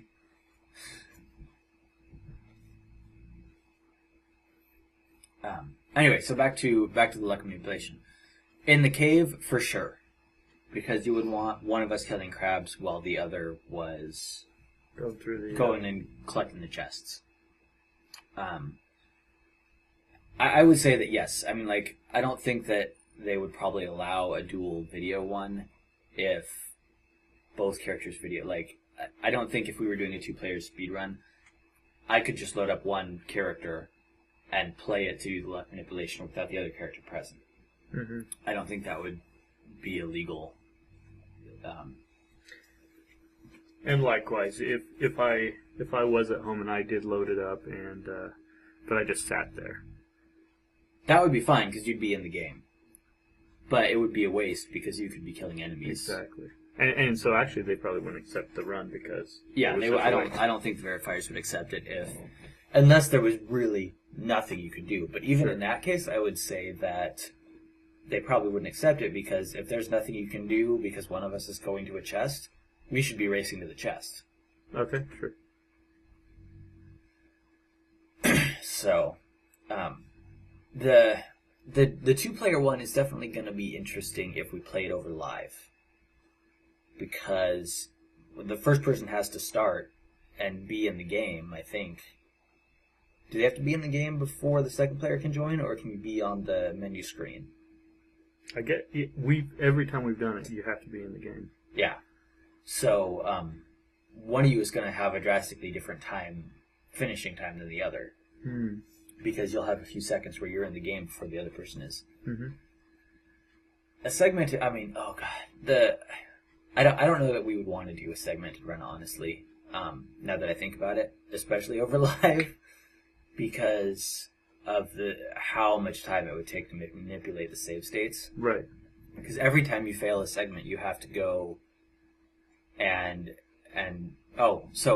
right there I went down, but I shot those 2 barrels right before I went down, and when they exploded, they killed bandits and got me back up right away. And it actually happens again right here too. I toss a grenade, and then I go down, and my grenade takes out someone, picking me back up, so it doesn't waste any time. So I got a couple of really lucky parts on this segment, and it was just a pretty good segment, even though in a little bit here I'll waste a few seconds.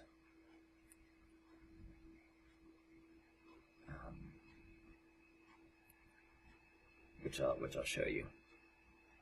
What was I saying though before that? We were talking about not wanting to do one over live because of save states. Oh, yeah, just because the save manipulation would be such a pain in the ass. Unless we were going to beat... so here I waste a few seconds looking for guys before I realize they're over there. But I mean, unless we were going to be less picky about the quality of the segments, which you might have to be on the 2-player run anyway. But still, like, I don't know if over live would be a good idea for a segmented one. A single segment over live would be fine because there's not really any resetting involved. Mm-hmm. And save manipulation. Yeah. So you mean that would be interesting. So, I don't know. I mean, we could try it if we wanted to do segmented and see if it just gets so annoying that it's not worth it, but...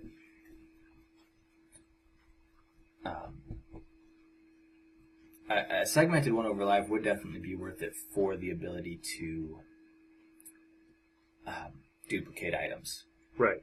Because if you had a full inventory of expensive items and dropped them all, and I picked them all up, mm-hmm. and then I sold them all on the next segment, you wouldn't need to open any chests basically for money items. Mm-hmm.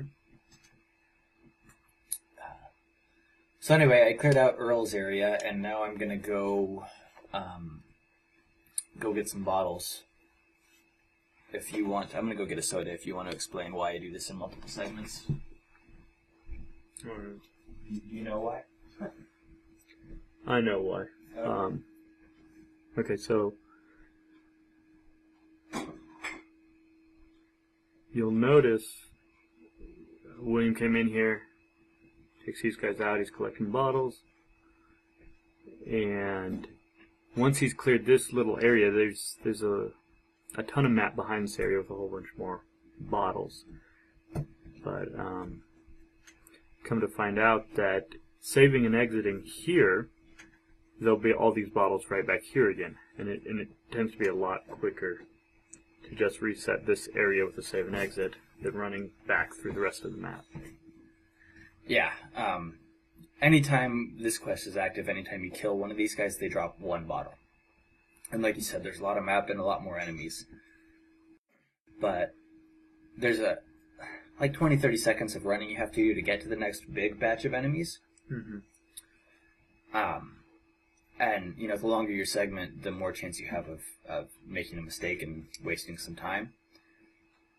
So it's just a lot faster to kill these 7 guys. You know there's exactly 7 enemies here, and you know exactly where they are, because they haven't had enough time to really move around.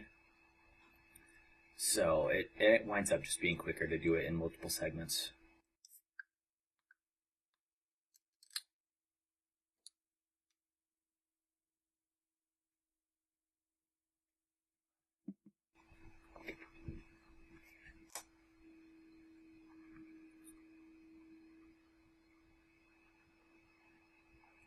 Let's see, am I on? Nope, not quite done. I actually get, I think it's in this segment here, I get an item that is really, really good. I think it's a Glorious Havoc, which I kept for a little bit because I thought that I might need to use it later.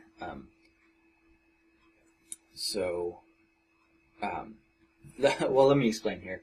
If you're playing any game, if you're doing a speed run of any game that has like an experience system, and you know that at some point you need to have a certain amount of experience, and so you're doing like leveling now so that you can be a certain amount of level later. For instance, my Skagzilla leveling, I messed up. I know that I want to be a certain level when I run over the second brother because the car can't kill him unless I am. And so I did all that leveling to be a certain level at the second brother. But it turns out I needed to do one more segment. I didn't do enough. So anyway, just play ahead. That's the Shattering Havoc right there. That's the gun I was just mentioning. But anyway, so if you're doing any sort of thing where I have to do this now so that I'm a certain level later, play ahead. When you think you're done, play ahead and make sure that you're at the level you need to be at. I was able to salvage this run because of something I do later that I'll explain, but I screwed up. And also make sure if you're doing a test, get weapons and items or whatever you have to get that's as close to your final one that you're going to have as possible, especially if it's random like in this game. Because the dual anarchy I have now, did I write down somewhere what it is? It's like 30-something by 4 with 12 fire rate. And the one that I was doing my test run with was 19 by 4. So it was significantly worse. And on the final boss, I kept running out of ammo. Because my gun just did not do enough damage to him to kill him with the ammo that I had available. And also on the rakk hive, I had issues with ammo on my test runs. So I got that Shattering Havoc, which is a machine gun assault rifle. That, I think Havoc makes it shoot fast and be a machine gun, and Shattering gives it a huge damage bonus. Oh, right here, I trigger this outpost, middle of nowhere, so that I can warp to it later. So there's a couple of second detour there. I'm on my way to Crom. Anyway, so I thought I might need that Shattering Havoc later because it's actually a really good gun. It would be awesome if I didn't have the dual anarchy. But I thought I might need to keep it for if I ran out of ammo on Destroyer. At some point, I played ahead and found out that I don't need it, and I end up selling it, but I don't remember when that is.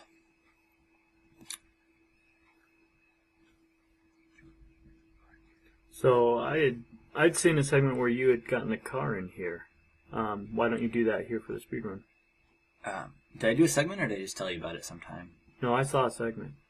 I mean, you didn't keep it in the speedrun. Yeah, you showed it to me. I showed, yeah. Anyway, I found out a way you can drive the car up into here by like going off the walls funny. But you can't get it up into Chrome's Canyon here. There's another set of barricades that you can't get through. So it takes too much time to get the car into there, and it doesn't get you anything. So I didn't bother doing it for the speedrun. Okay. Yeah, so play ahead. This is the first speedrun I've ever done. So there are definitely a couple of mistakes that I made that I guess are just, things that you do when you're new to speedrunning. And playing ahead is definitely it. Like I'm doing a Gears of War speedrun now, and there's no experience or anything like that in that game, so you don't, other than route planning, you don't have to play ahead to like make sure that you do whatever. Anyway, so this is here. If you noticed right before I entered this cutscene, my shields were down, and when we come out of it, I'll be at full shields because they regenerate during the scene.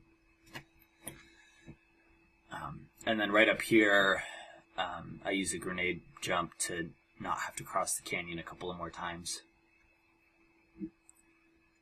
That's one of the improvements, right, over the other two guys. Yeah, that's actually, that's my addition to the run.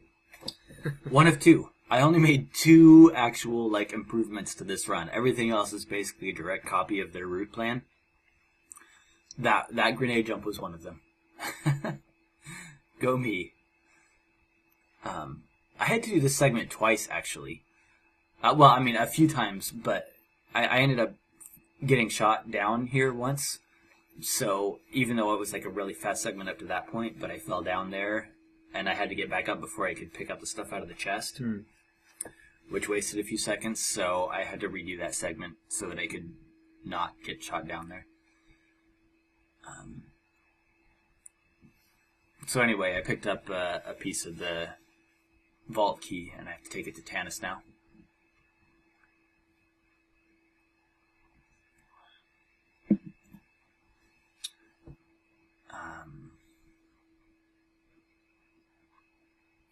Were we talking about anything? Maybe I don't recall. Okay. Well, as long as I've got a second here, I'll mention the car meleeing. I don't think your level or anything like that has any effect on how far the car gets thrown when you SWAT it.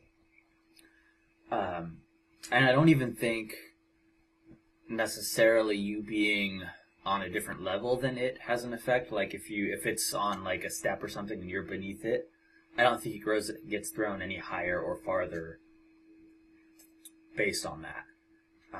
I'm positive it doesn't get thrown any different based on the direction that you're pointing when you melee it. Like if you aim up when you melee it, it doesn't get thrown higher or anything. Okay. But when the car gets thrown, it does get thrown on a direct line that runs from you through the center of the vehicle. So if you were to draw that line and continue it, that's the direction the car gets thrown. So you don't necessarily want to be standing next to the driver's seat when you throw the car. Because if I were to get out of the car right now and move to the driver's side and face the car, right? And then stand in front of the driver's seat, most of the car would be to the right of me. Right.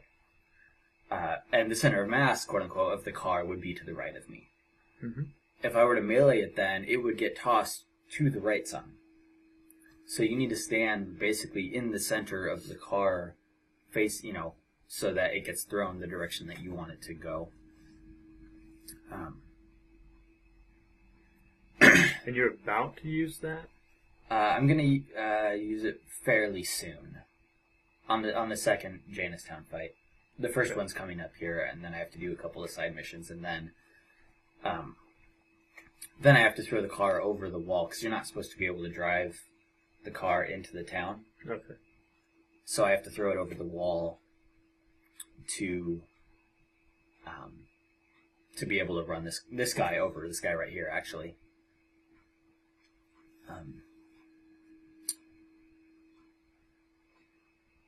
So this is the first Jamestown fight where I killed Janus Cobb.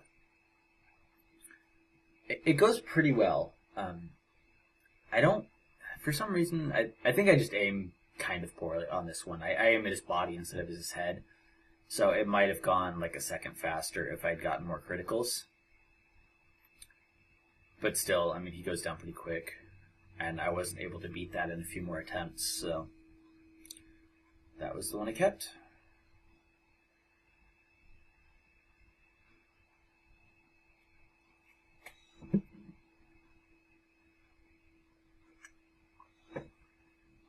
So now I gotta talk to this guy, and he'll send me to Old Haven to talk to this other guy.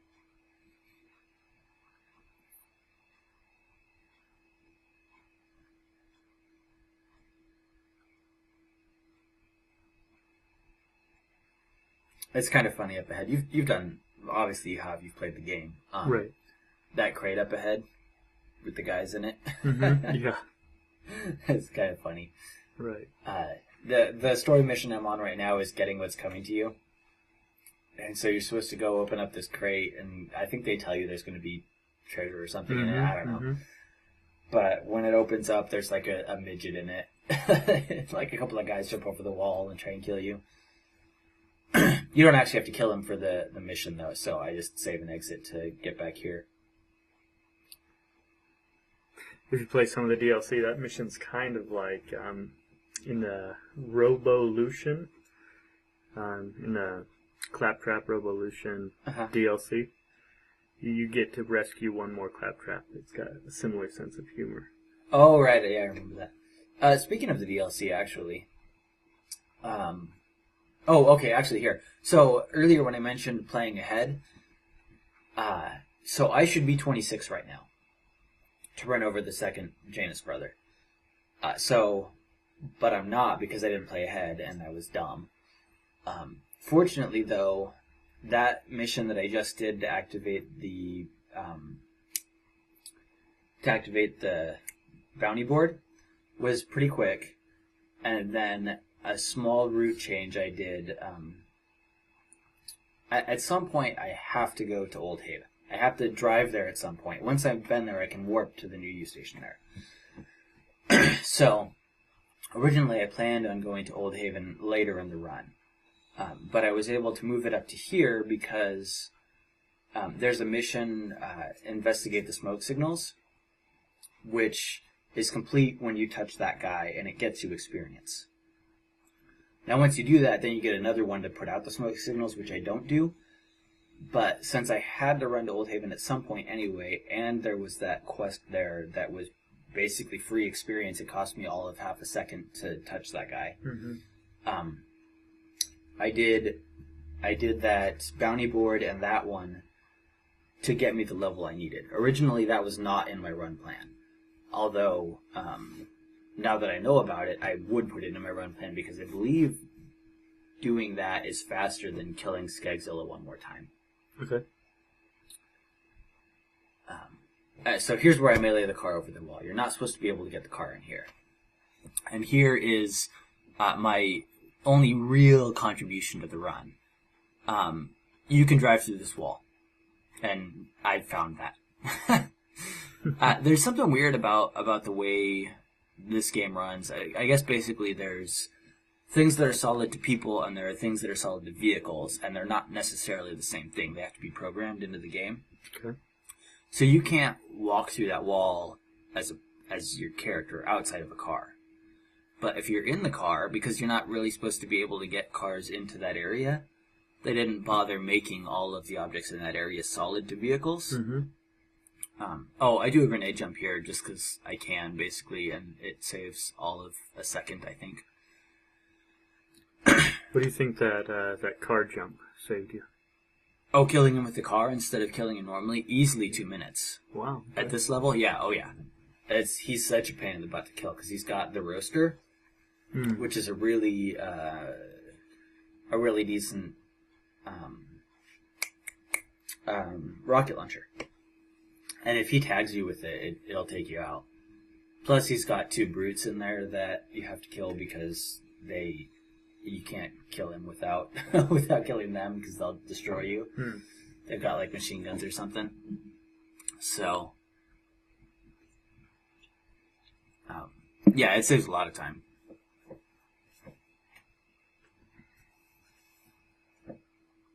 And now I'm going to go and kill the rakk hive for the first time. So this one is for the story. And then after I do a couple of things, then I'll come back and I'll kill him twice more for experience. Rakk hive is actually the best experience in the game. I think crabs are about 120, 130 experience a second, if you do the segment right. You can get up to 150 on a crab if you do like a perfect segment. Okay. Skegzilla is about 150 experience a second, I think. And then rakk hive is somewhere around 200, if I remember right. Including all this time it takes to run up to get to him, huh? Yeah, oh yeah, from the beginning of the segment until you kill him. You get enough experience that with the right dual anarchy, he goes down fast enough that it's worth about 200 experience a second. Wow. Did we play with trying to launch you with that shotgun? To the hive from like the very entrance? Yeah, there's invisible walls, you can't do it. Okay. So, yeah, I'm killing the rakk hive here, and I'm not using the zoom. Even though it would help, it would bring the spread on my... Oh, I kill those 2 racks to activate my special. But if I were to zoom in, I would get more criticals. And if I had an iron sight instead of a scope, I would do that. But with the scope, it zooms in so far at this range that it's basically useless. And if he moves at all, which he does frequently, I can't keep him in the, I can't keep shooting him because he moves out of the way, and I can't scroll fast enough to target him. Sure. So yeah, I wanted a dual anarchy with iron sights, but I got this one, and this one has like a 3 or 4 zoom scope. So I basically just can't use the scope on this one.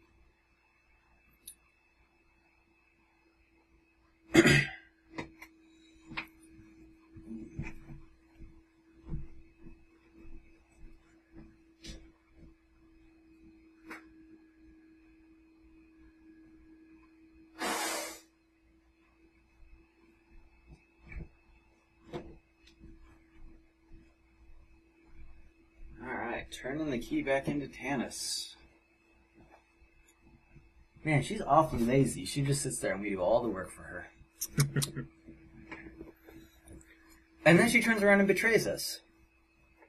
Dang it, Tannis.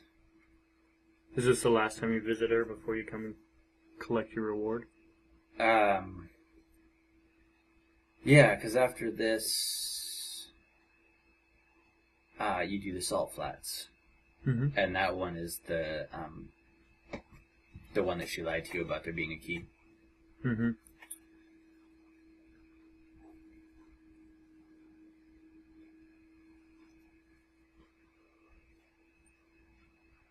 So, I guess I luck manipulated a better bouncing Betty there.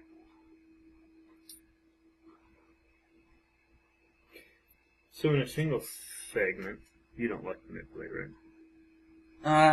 Not exactly.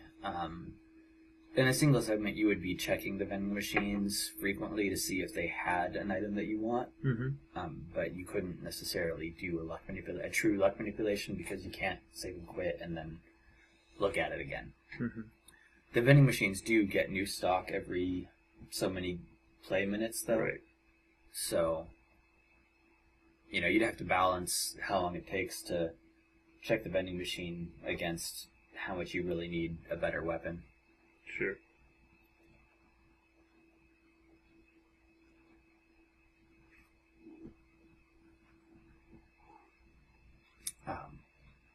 So here's another good.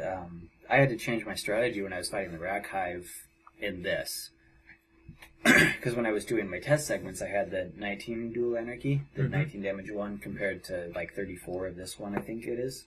Right. And it just took me a lot longer, and I was running out of ammo killing him because it didn't do enough damage. But it did lead me to find a pretty neat trick. When he's shooting the swarms of rakks at you, if you wait for them to start coming towards you, and then you toss an explosive contact grenade at them, most of the time, if you do it right, it will hit one of the rakks. And if it does, it basically takes out the entire swarm. Wow. And if they're close enough to you, all of the rakks die, and they all drop ammo, and because they're flying towards you, basically all the ammo falls right at your feet. Okay. So if you're fighting the rakk hive and you have an ammo problem, get yourself explosive contacts and tag the rakks as they're flying towards you. You have to, it's a little tricky. You have to, I mean, it's not that bad, but if you wait too long, then it'll explode close to you and the grenade will damage you. And if you throw it too far away, then you probably won't hit them with it. Mm-hmm. But yeah, it's possible to throw an explosive contact grenade and take out the whole swarm of rakks. Now, I've done a lot of rakk hive leveling, level up various weapons for various things in the DLC, especially. When I was doing that, it stopped spawning rakk. What's the deal with that? I think in the second playthrough, after, I don't know if it's any time in the second playthrough, but definitely by the time you beat the second playthrough, there's some glitch and the rakk hive just won't send out rakks anymore. Oh, okay. So, which annoyed me actually when I was working on my primary character and like doing some leveling of weapons and stuff. Because he's got all these moves that get activated when I kill an enemy, and without rakks to kill, I couldn't activate my damage bonuses. It's like, that's annoying.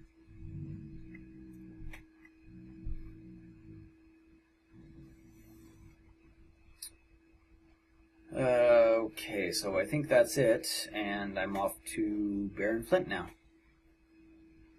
Oh, right, I have to do Old Haven. I've got to get this claptrap so that I can, so that he can open the way of the Salt Flats. So, is it, I don't know if it was here or earlier, but I luck manipulated a new shield out of that vending machine. Because I needed it for the end of the game. The one I got in the cave was just not good enough anymore. So I got a new shield that I think had over 500 base capacity. And then I've got a special ability that increases my shield capacity.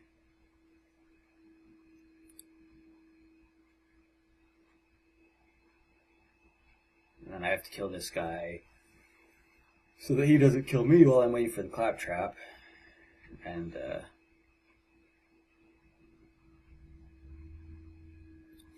that's the end of that segment. So here you could warp back out to the other zone, but that would put you further away.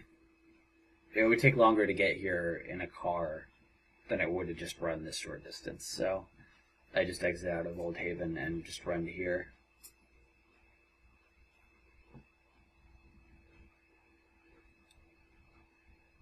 Doo-doo.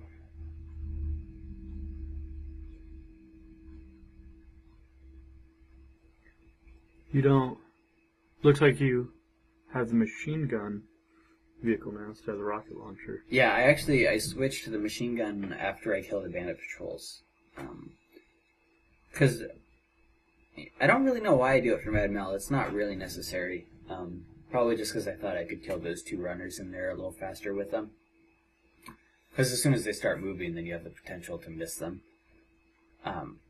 But here, I do the machine gun instead of the rocket launcher because I'm shooting these guys from so far away, typically, that the machine gun would not hit them. The rocket launcher wouldn't hit them. Sorry, the rocket launcher would not hit them, or it would just miss more than it's worth. But the machine gun tends to do okay from longer distances, so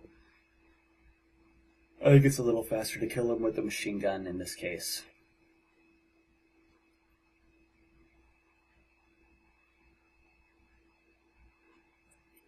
And I wasn't able to actually discern a real pattern for where these guys spawn.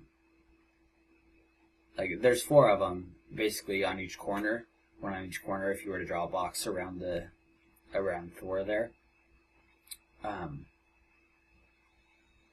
But I think they spawn randomly. I tried, a few segments to get this one, and they never spawned in the same order.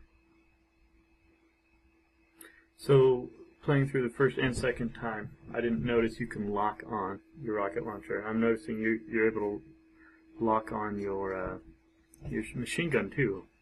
Yeah, if you got if you don't have a second player in the car, then as the driver you can lock your turret onto an enemy. I think it's like Y on the Xbox or something. I don't know. It's just press the face buttons. One of them does it.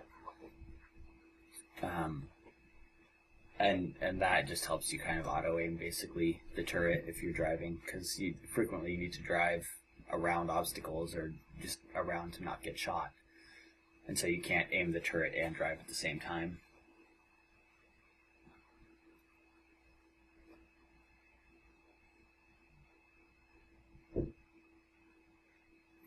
So, up here, I'm going to kill a bunch of guys, and you'll see me use Sledge's shotgun. Someone found after, originally I was told that there's a way to get up to Baron Flint without killing the guys. So there's a couple gaps that after you kill enough guys at the bottom here, then bridges come out and let you get up to Baron Flint. But you have to kill the guys for the gaps to close. Which is what I'm doing here. Someone told me originally that you can get up to him without killing these guys. And so I tried to grenade jump over the gaps or figure something out. But there are definitely invisible walls across the gaps. Mm-hmm. So I figured maybe it was an old thing and it had been patched or something. But after I was completely done with my run, someone else found the way to do it. And it involves getting up on the buildings behind me and going around. So basically there's up on the left over there on those red tarps, if you jump up on them and go across, you can get around the invisible wall. So if I was going to do it again, I wouldn't kill these guys down here, I would just go around. Probably save a couple minutes? Yeah, probably about a minute. I tried to... Okay, so here's the first toss with that, and you can see it throws him all the way off the edge over there. I thought at first he was going to ruin it for me, but luckily he bounced off this building and still went outside, so that segment was saved. The other guy, the guy with the sword, you can't throw for some reason. I tried, it just doesn't work. So that's why I killed him normally. And then I throw Baron Flint there, which kills him. And then I have to get back up because he managed to kill me with the boomstick while I was tossing him.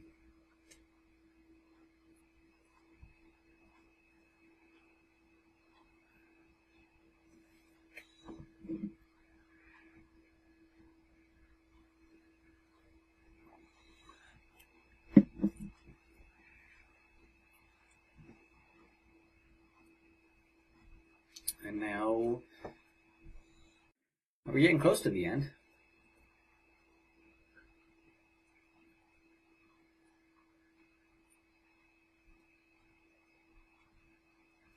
Commander Steele tells me something I'm going to completely ignore.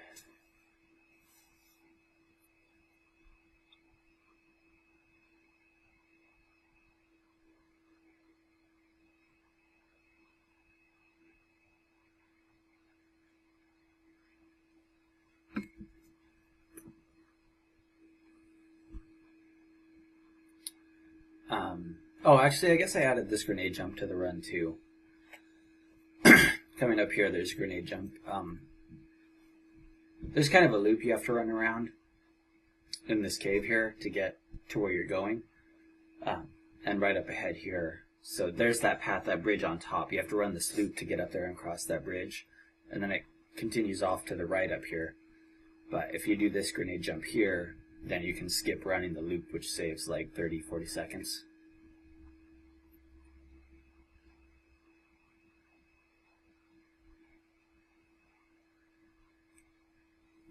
And then you can see from how much money I have left after I buy this upgrade here, which is the last grenade upgrade that I buy, that I was pretty short on cash at that point. I think I tried earlier and I couldn't buy that upgrade any earlier than basically now because I didn't have enough money. So, fortunately I was able to buy that last grenade upgrade.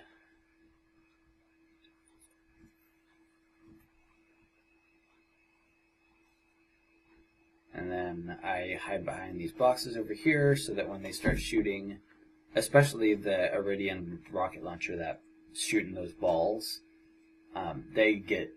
the crate eats them instead of me, so I don't die. And then over here I put this guy between me and him so that he shoots his buddy in the back instead of me. Does his buddy take damage? I don't know. I don't know if he actually takes damage from it or not, but I don't get hit by it. So, right. And then here I have to stay behind this turret so it doesn't kill me until it disappears. And then you'll see me basically kind of wasting a lot of time staying out of the way of these orbs because this next one I'm going to eat and you can see it almost kills me. If I take another, I would have died. So, also, I should have just held the trigger down, but you can see I wasted a few seconds there because I was trying to time my shooting so that I would run up and have a full clip to shoot him in the face after he shot his orb. Okay. Because I run in and I get up close to him so I can hit him with more of the bullets. And I was trying to time it so that when I ran in, I had a full clip. I wouldn't have to reload while I was close to him. Mm-hmm. But he kind of doesn't consistently use the same delay between shots. So I probably should have just held down the trigger and just kept shooting.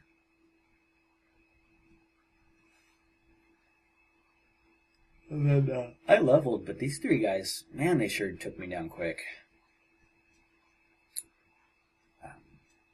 But I managed to get up okay, and this was still the fastest attempt at this segment, so even though I went down back there, I ended up keeping it.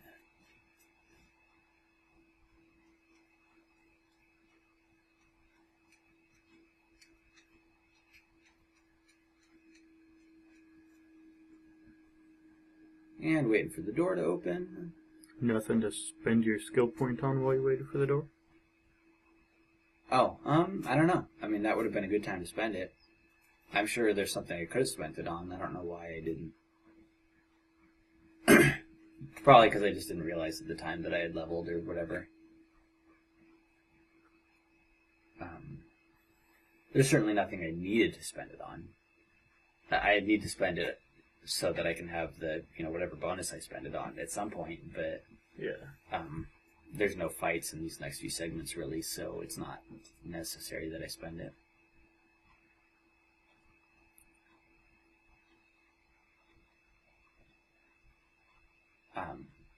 Alright, so these, there's 3 switches you have to trigger, but it doesn't keep track of which ones you actually touched. So if you exit and then come back, you can hit the same switch 3 times. And this happens to be, there's 2 of them that are basically the same distance apart from the starting location. And this one you can much more consistently get to without dying or being slowed down quite a bit by enemies. So that's why I'm going to this one.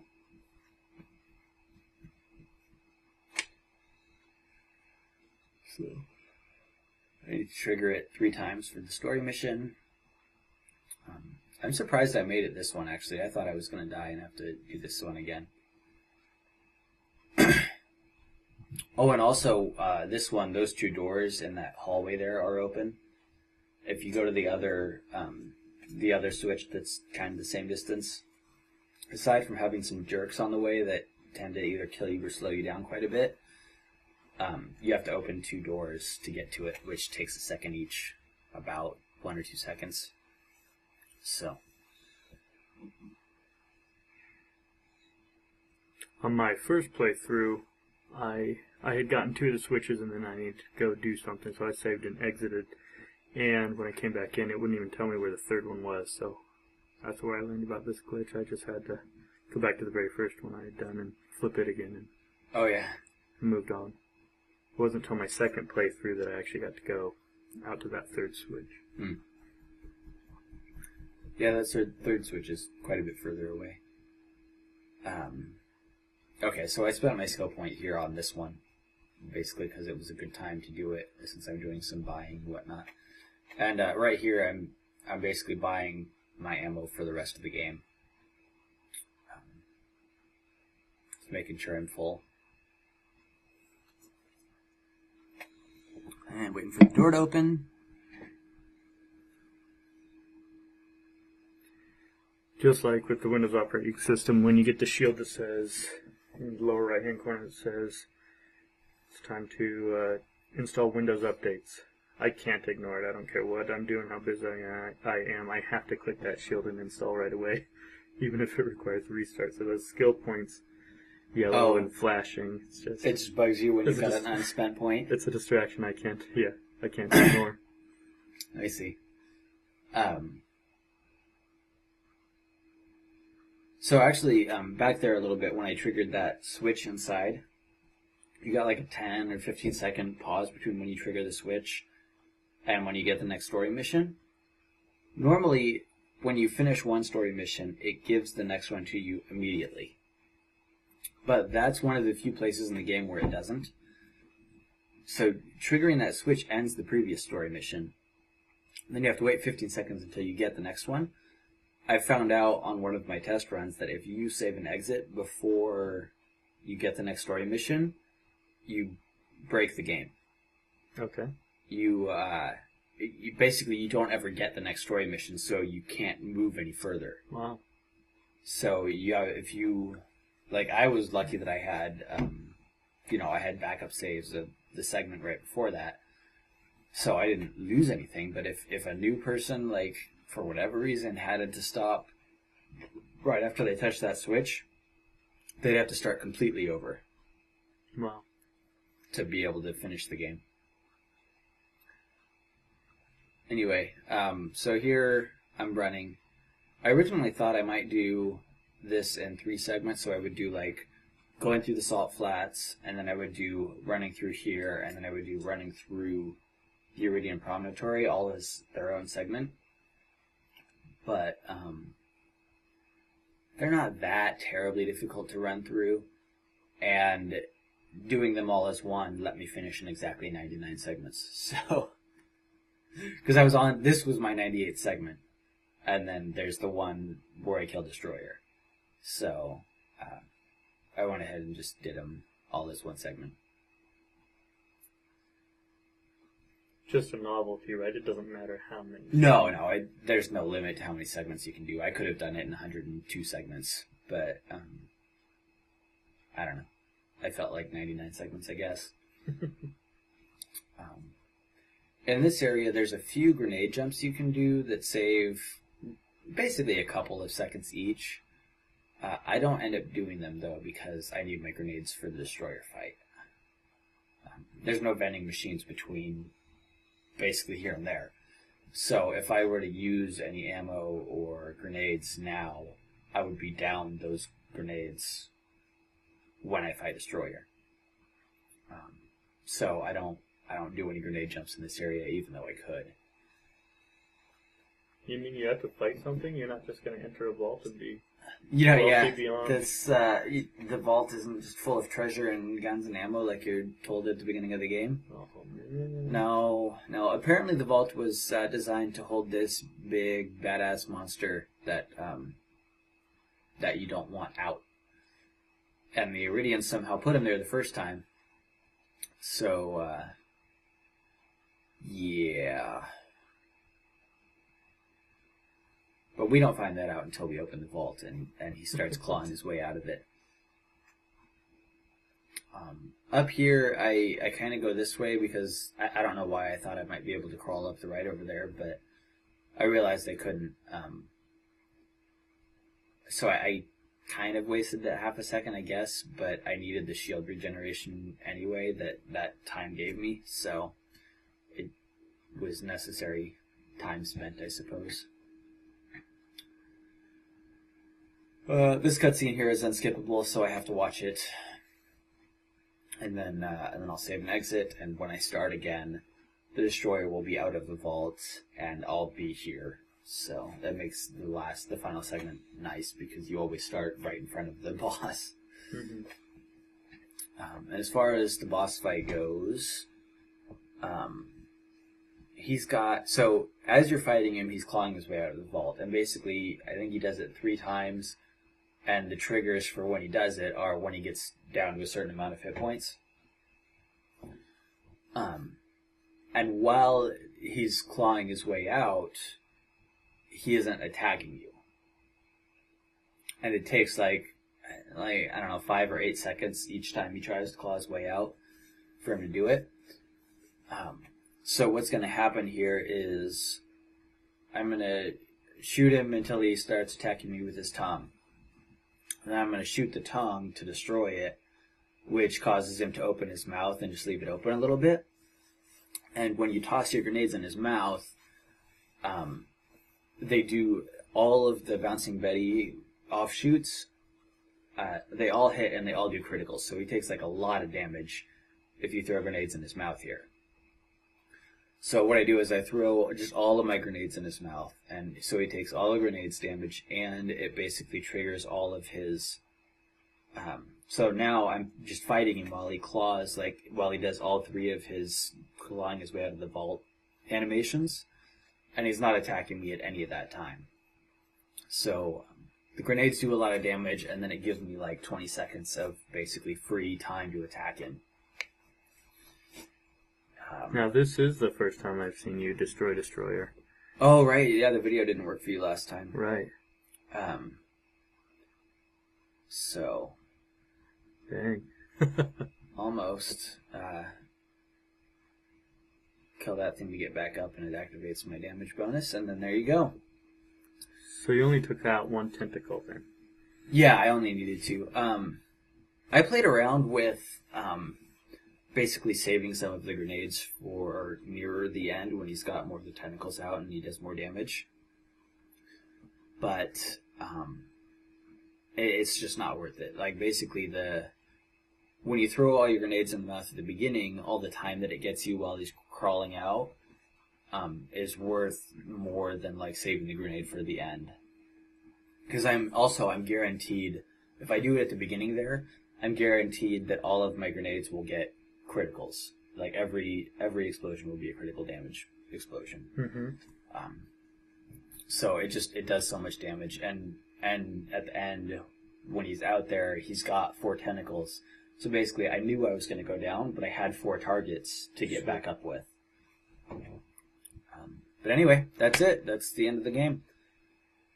So I hope you enjoyed watching it and learned some things from this commentary. Here we go, and then and it's over. Show the final time and cut. Thanks for watching.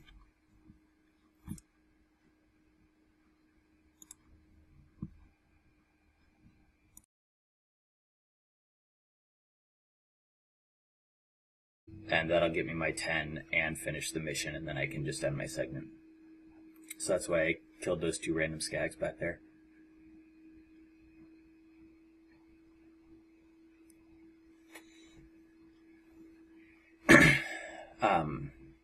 And then actually in a while I'm going to do the car orbit achieved.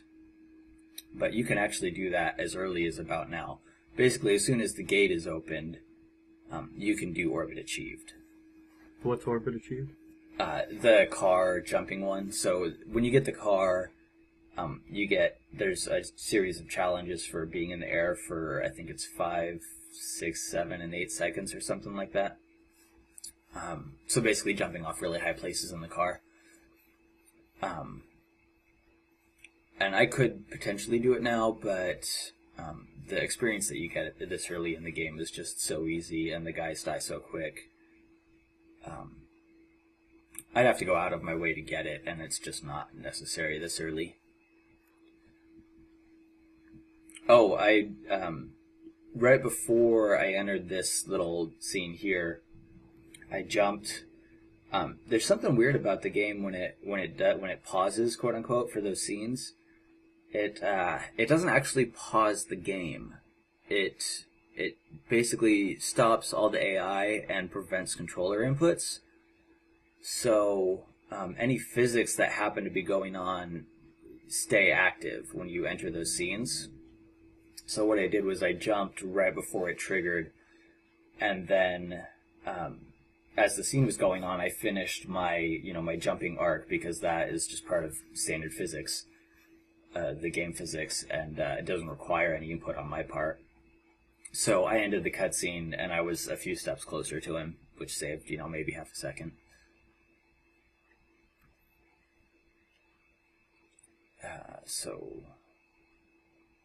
Yeah, it also works. You'll see later when I'm in Crom's Canyon.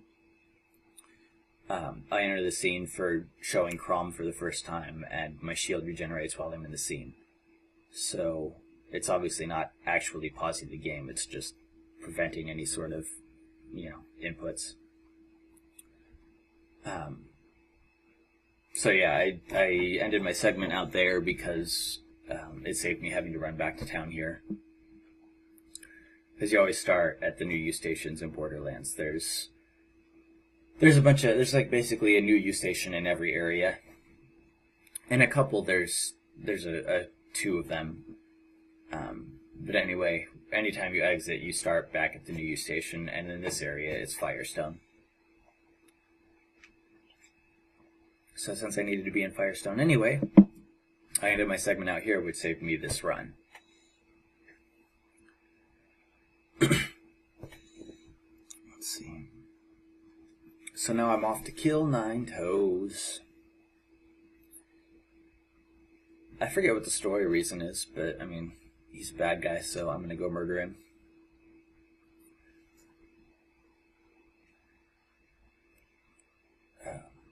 Oh, did you know if you play this game sometime and take a fire weapon or no, it's not 9 toes. It's Sledge. Have you ever shot Sledge with a fire? No. Gun? If you take his shield down and you shoot him with a fire weapon, then he lights on fire, right? Okay. And then he'll say, "The burn lets you know it's working." That's awesome. You don't have to wait for this little bit here for the button to activate. So if you save and exit as soon as you accept that mission, then when you reload, the button will already be active. Okay. So I wasted like 10 seconds there because I didn't know about that. What's a 100% run? 100% run is all of the optional quests. So the entire story and all of the optional quests.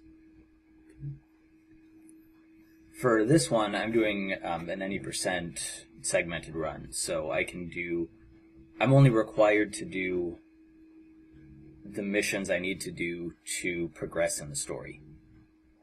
I do end up doing a couple optional ones because I need the experience. Because their experience to time consumed ratio is really good. But I'm not required to do anything except a story mission for this run.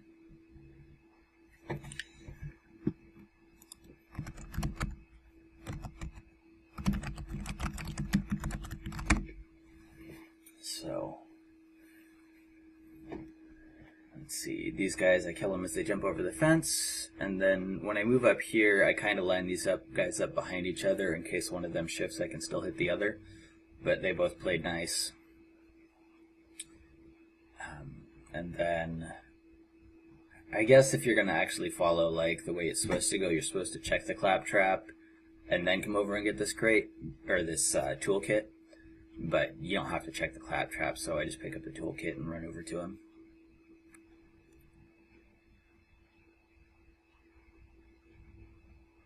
And then the story mission I'm on is to kill 5 skags out of this den over there.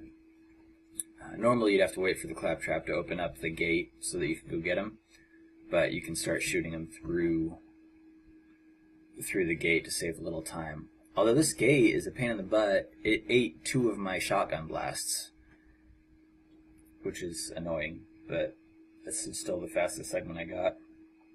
If I was doing it on a PC, I wouldn't have kept a segment where I didn't kill at least 2 of the skags at the den, because 3 of them will come out at a time.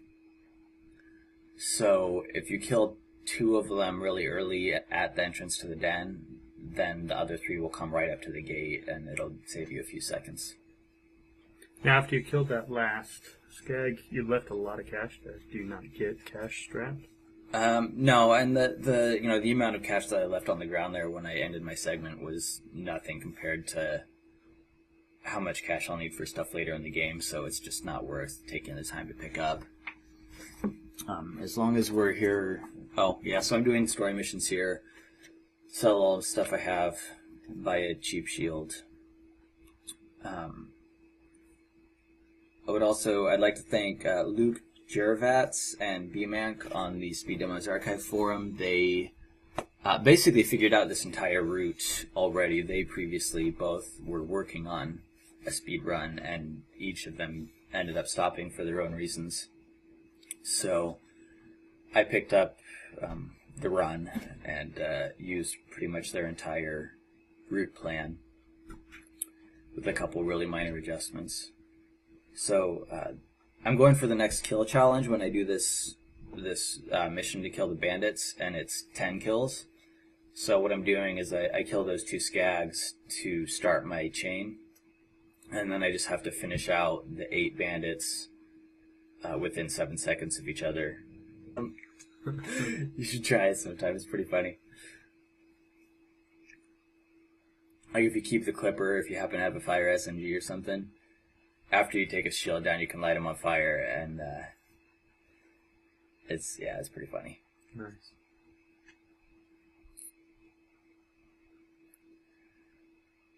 Let's see. So I'm going to trigger the stash here because I have to do it, but I'm not going to bother picking up the guns because I don't need any of them, and they're not worth enough to worry about picking up to sell. I kill these guys because they'll follow you into the area if you don't. And actually those 2 skags that were there follow me, but I get lucky and take them out with a grenade. So right up here I toss a grenade, and I get actually really lucky. That skag there jumps right into it, and it takes out like 3 of the bandits. And then right here I make a mistake. I should have spent my skill point right there, but I forgot. And if I'd spent my skill point, then that would have activated his special, which is he puts his gun away and he starts. You can punch with your fists, but I didn't do it, so I tossed a couple grenades here to get him down, and then I shoot him once or twice, and my shields are down, so I try and activate my special right there, but it doesn't, and it took me 2 swings to figure out what the heck happened. So he knocks me down, and I just polished him off with that.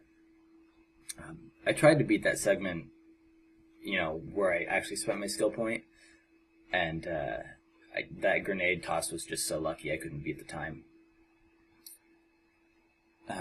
Right here you're seeing me do this super brick speed glitch, which all you do is, if you've got his special, you activate the special, and then anytime while it's active, you press start, and then, you press the menu button to bring up the in-game menu. Back, yeah, on the 360. And then you exit out of it, and when you exit out, it cancels the special, but it leaves the speed boost you get active. When Brick's special is active, you run 30% faster, but you can't sprint. But if you do the super brick, then it keeps the 30% speed boost active for your normal movement, but then you can also sprint, and that is also 30% faster than normal, which is what makes brick the obvious choice for a speedrun. So you'll see at the beginning of every segment from now until the end of the game, I'll do the speed glitch. And you'll get to hear him go, "Rawr!" Anyway, so now I'm on Bonehead, which, you know, when you do Bonehead, you get the car. But this gate here, you can jump over, even though you're not supposed to be able to. So I stop because for some reason if I jump on the run, I don't hit the little ledge I need to clip on the gate.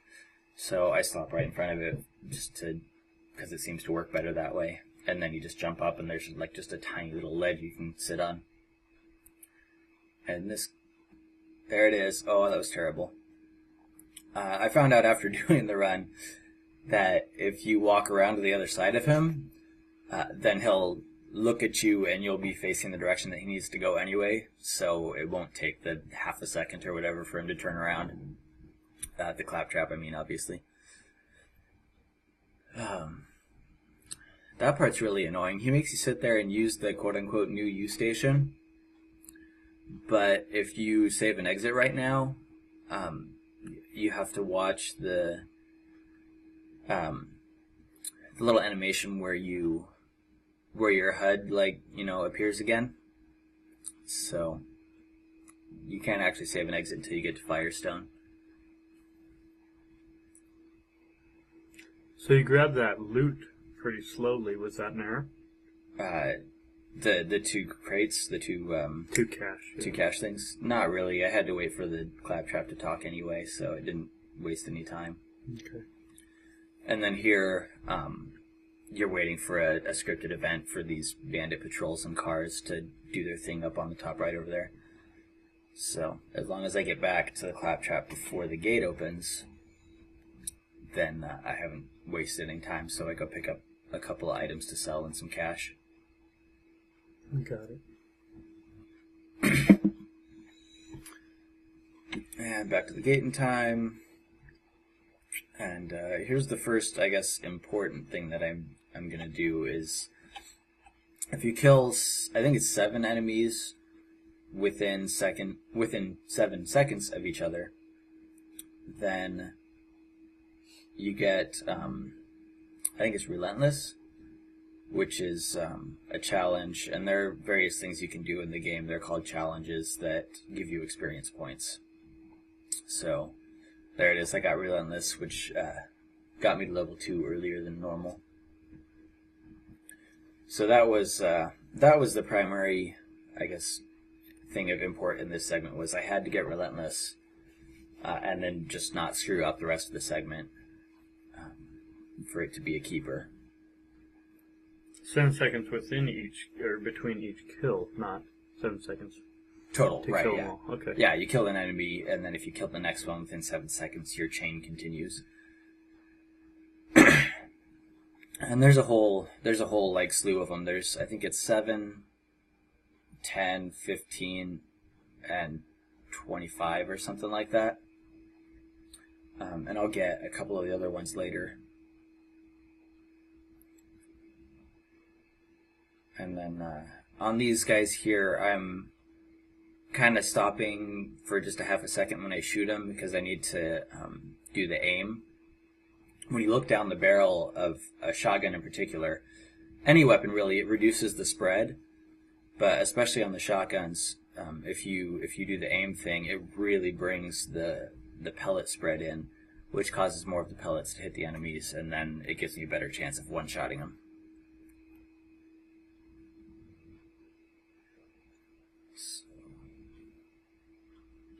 Are there critical challenges? Challenges for getting X number of criticals? Like headshots, killing them? Yeah. I don't go for any of them, but they exist. I might get a couple of them accidentally.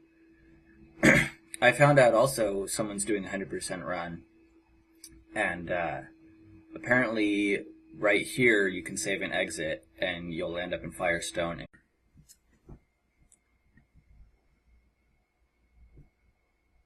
This is the audio commentary for William Welch, Borderlands speedrun, completed in 99 segments in 2 hours, 29 minutes, and 2 seconds. My forum screen name on the Speed Demos archive is Youkai Dragoon, Youkai Dragoon. And if you want to check out some other great speedruns, go to Speed Demos archive. With me for this commentary, I have my friend Travis. Say hi. Hey William, and I wanted to point out that you did the speedrun on Xbox 360. Right, I did the speedrun on the Xbox 360. So when you occasionally see not perfect aiming, I'm going to blame that on the controller. Right now we're sitting through the intro screen. Unfortunately, this cutscene is not skippable, which makes the first segment really annoying. Because if you want to redo it, you have to sit through this again. I know there are plenty of other games with even more annoying, longer, unskippable cutscenes, but being, 3 minutes was annoying enough, so I'm glad this segment didn't take too many attempts, although I probably should have done it a couple more times, because I lose about a second or two just in reloading errors and whatnot.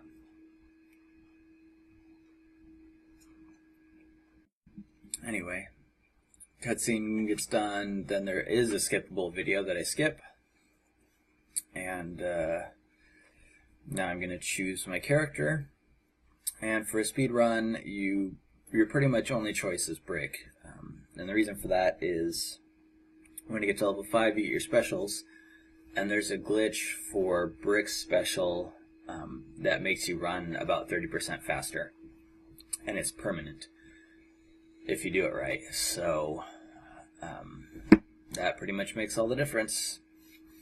Lilith's makes you run faster and makes you invisible, but it's only a speed boost while you have the special active. And with Bricks, you can outrun skags and whatnot.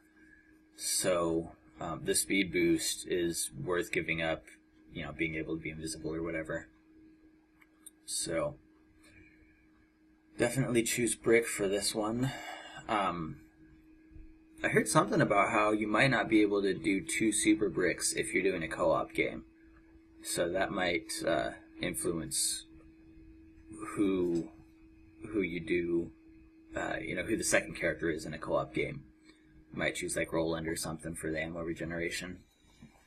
But anyway, getting off the bus, Claptrap's talking to me. Yay.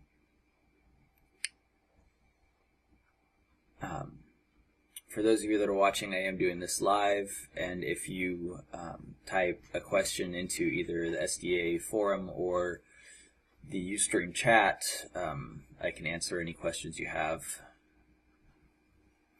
if they pertain to the game, I suppose. I'm going to attempt to make this commentary as informative as possible, so you'll get to hear me and Travis jabber on quite a bit.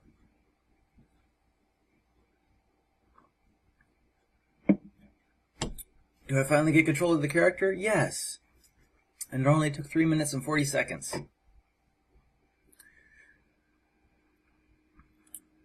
Ooh, here's my first mistake of the run.